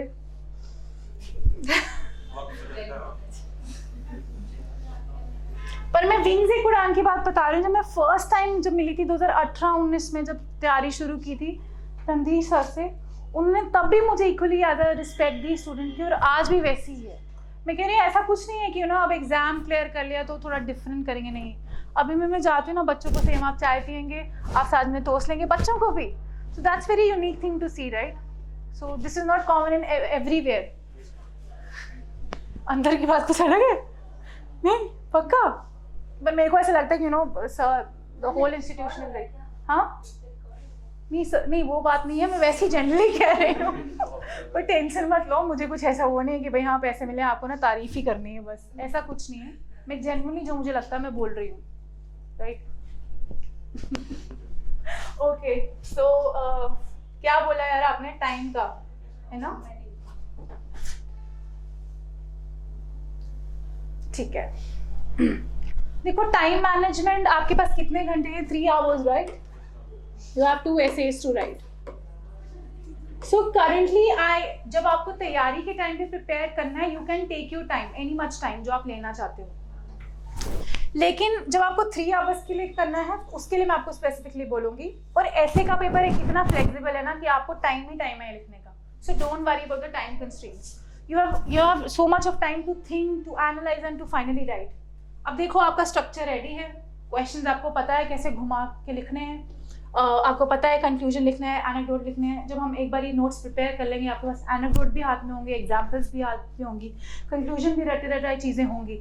वहाँ पे आपको सिर्फ ब्रेनस्टॉर्म करना है, और ब्रेनस्टॉर्म करना भी इजी हो जाएगा। अब जैसे आप दोस्त बैठे हो ना, टॉपिक ले आओ यूपीएससी का, जो भी है जेकेपीएससी का, रोज एक टॉपिक डिस्कस करो, क्वेश्चंस पूछो क्या बनेंगे, क्वेश्चन सिर्फ क्वेश्चन ब्रेनस्टॉर्म करते जाओ, आपकी तैयारी हो गई है इसकी। मैं कह रही हूँ ना, सिर्फ ब्रेनस्टॉर्म करते जाओ कि इसमें मैं क्या करूँगा, लिखो नहीं चाहे ऐसे, सिर्फ ब्रेनस्टॉर्म करो। क्वेश्चन कोई और क्वेश्चन हो गया तो बस भाई अच्छा ये इसमें ये कीवर्ड है, अच्छा ये क्वेश्चन भी आएगा, ये क्वेश्चन भी होगा, और फाइनल क्वेश्चन क्या होगा related to how to achieve this, right. ये आपका हो गया। तो 3 घंटे भी बहुत ज़्यादा हो जाएंगे जिस बच्चे ने सारी चीज़ें रेडी करी होंगी। मेरे ख्याल से उसके 2 hours and 20 minutes या 15 minutes में हो सकता है खत्म। 20 नहीं भाई, अभी हम ऐसे ही कर रहे हैं, हाँ वो भी करेंगे अभी, ठीक है। 3 hours में देखो मुझे मिनिमम लगता है, वो डिपेंड करता है कि आपका प्रैक्टिस कितनी है, राइटिंग स्पीड भी है एग्जैक्टली। पर देखो राइटिंग स्पीड तभी डेवलप होगी अगर आपका फ्रेमवर्क अच्छे से रेडी होगा। अगर आपके क्वेश्चन सारे रेडी होंगे, सारे रेडी होगा, आपको कितना ही टाइम लगेगा लिखने में, कैसे आधा घंटा। पर अगर आप यही आपने अच्छे से प्रिपेयर नहीं करा होगा तो वहाँ पे आप सोचते ही रहोगे और आप डाइवर्ट हो जाओगे अपने टॉपिक से। बच्चा डाइवर्ट हो जाता है टॉपिक लिखते लिखते, वो कुछ लिखने शुरू हो जाता है। जैसे अभी आपको जो एग्जाम्पल दिमाग में आ रही है वो भी लिखोगे, लेकिन एग्जाम्पल तब तक नहीं लिखनी है जब तक वो इससे रिलेट नहीं करनी है। हर एग्जाम्पल को इस टॉपिक के साथ बार बार रिलेट करना है, राइट। तो कोशिश कीजिए, देखो मुझे लगता है 15 भी कम है, 20 से 25 minute should go for your framework, both of the essays. 20 से 25 मिनट लगने चाहिए आपके, राइट। और जो आपका जो दूसरे एसेज हैं, एक या बोल सकते हैं सवा, मतलब मैं कितना बोलूँ, 1 hour 15 मिनट्स आपका हर पर ऐसे में लग जाएगा, ठीक है। और जो आपका फाइनल टाइम बचा उसको आप कोशिश करो इंपॉर्टेंट कीवर्ड्स को अंडरलाइन करने में, क्योंकि आपका जो जैसे देखो मैंने लिखा हुआ है, देख रहे हैं मैंने कितनी अंडरलाइनिंग की हुई है, जो जो मुझे चीज़ें लग रही हैं इंपॉर्टेंट मैंने अंडरलाइन की है। एग्जामिनर को उसके बाद टाइम नहीं होने वाला हर चीज़ देखने के लिए, तो कोशिश करो जो आपको इंपॉर्टेंट लग रहा है वो करो।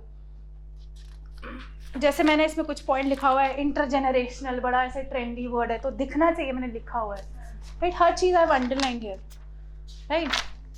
मैंने सब जो जो मुझे लगा पूरा सब कुछ अंडरलाइन नहीं करना, जो इम्पोर्टेंट है वो। राइट, जैसे मैंने ये सब ये लिखा हुआ है जो भी चीज़ था।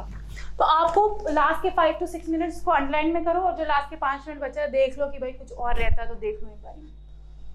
पर आपको ये मैं यकीन के साथ कह रही हूँ, अगर आपकी जो है कोट्स जो है रेडी होंगे, एग्जाम्पल्स आपके पास रेडी होंगी, कुछ एग्जाम्पल आप रोज डेली बेसिस पे भी फ्रेम करते रहोगे, न्यूज़पेपर से देखते रहोगे, फ्रेमवर्क आपके पास रेडी है, आपको स्पीच और वो ING वाला शॉर्ट फॉर्म पता है, everything is ready. Now only thing remains is keep brainstorming and keep practising also. सिर्फ ब्रेनस्टॉर्मिंग नहीं करनी है, कभी कभी हफ्ते में ऐसे लिख भी लिया करो, ठीक है। ये आप देख सकते हो अगर आपको देखना है तो। ये मुझे इसलिए रेडी में लिखा क्योंकि मुझे ऐसा लगता है इसमें मैंने थोड़ा बेटर लिखा हुआ है, मेरा अच्छी रैंकिंग भी आई थी। बात अलग है कि मेंस क्लियर नहीं हुआ UPSC का, लेकिन ऐसे में मुझे लगता है I can do well, you can see it if you want to, है ना। मेरे पास इसकी वो भी है, सॉफ्ट कॉपी भी, if you want that I can share. बाकी देखो यार, जो मर्जी जिसने एग्जाम क्लियर किया हो ना, हर कोई आपको अपनी स्ट्रैटेजी बताएगा, आपको अपनी स्ट्रैटेजी खुद चुननी है, राइट। देखो स्ट्रैटेजी का, जैसे मैंने आपको जो सबसे इंपॉर्टेंट पहली बात थी, घर जा रहे हो प्लीज पहले सोचो मैं यहाँ पे क्यों आता हूँ रोज। मेरा वाई बड़ा पर्सनल था और मैंने वाई इधर ही डिस्कवर किया through my journey, right. I realise कि मेरे को पहले लगा मैं तो ऐसे पेरेंट्स के कहने पे आ गई थी, यहाँ पे क्लास लगा रही थी, लेकिन फिर मुझे बाद में रियलाइज हुआ यार कि अगर I have to come in 1%, I have to be that 1% also. Every day 1% बनना है आपको, जल्दी उठना है, अपने टारगेट्स कंप्लीट करने हैं, राइट। जैसे मुझे याद है कि मैं, ऐसा नहीं है मैं जानबूझ के ऐसा करती थी, बट टाइम ही नहीं मिल पाता था। मुझे याद नहीं मैं लास्ट टाइम कौन सी शादी में गई थी, किस रिश्तेदार की, राइट। इट्स नॉट कि मैं डेलिबरेटली कर रही थी, लेकिन हो ही नहीं पा रहा था बहुत से। लेकिन ये था कि मेरी सोशल लाइफ फिर भी होती थी। I used to keep talking to my friends. मैं वीडियोस या उन बाकी चीज़ों को देखने से बेटर था मैं वॉक करने चले जाती थी, यू नो। तो इसलिए वो सब चीज़ें तो चलती रहती थी, वॉक या फिर अगर कोई जिम करता है वो चीज़ें आप करो।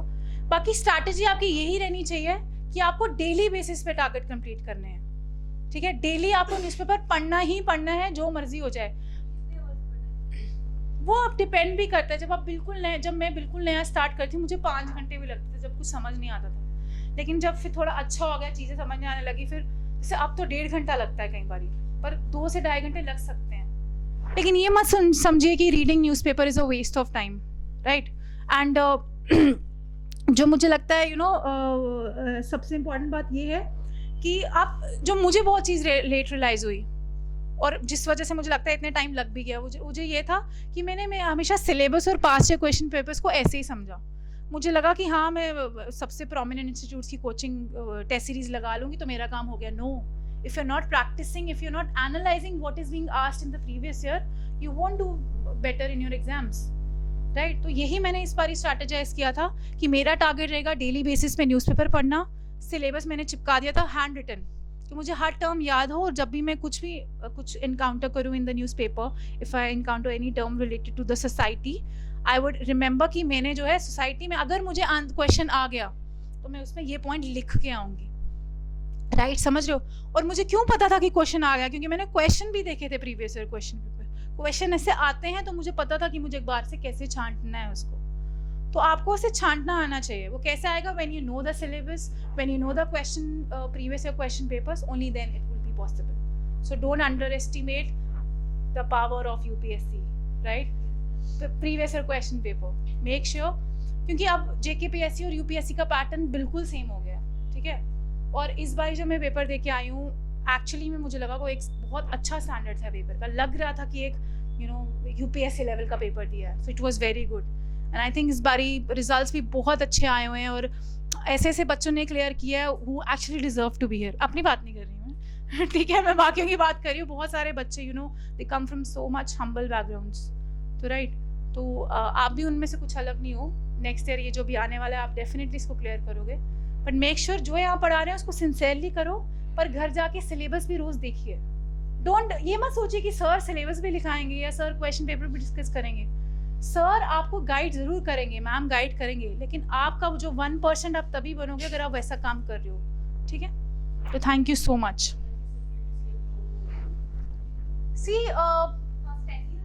See, I had very little time, so I did only from 2016 to 21. बहुत काम किए थे मैंने। सॉरी, हाँ UPSC का 21 वाला भी मैंने देखा था।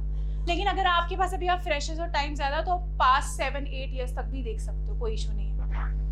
सिर्फ देखना नहीं है, जैसे आपको बताई ना ब्रेनस्टॉर्मिंग, मान लो जीएस पे भी कोई भी क्वेश्चन है, कीवर्ड अंडरलाइन करो, सोचो कि मुझे इसके बारे में कितना पता है। ये मत सोचो कि मेरे को परफेक्शन आंसर लानी है, नो, जस्ट सोचो आप क्या लिखना चाहते हो, आप क्या एक्सप्रेस कर सकते हो, आपके पास क्या नॉलेज है इस बारे में।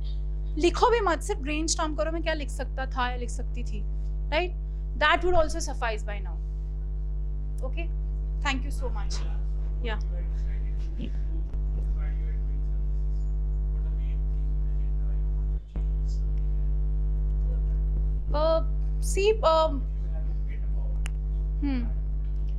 देखिए मुझे ऐसा लगता है कि जैसे जो मेरी लाइफ में जो सबसे ज़्यादा इम्पोर्टेंट रोल प्ले किया वो था एजुकेशन का।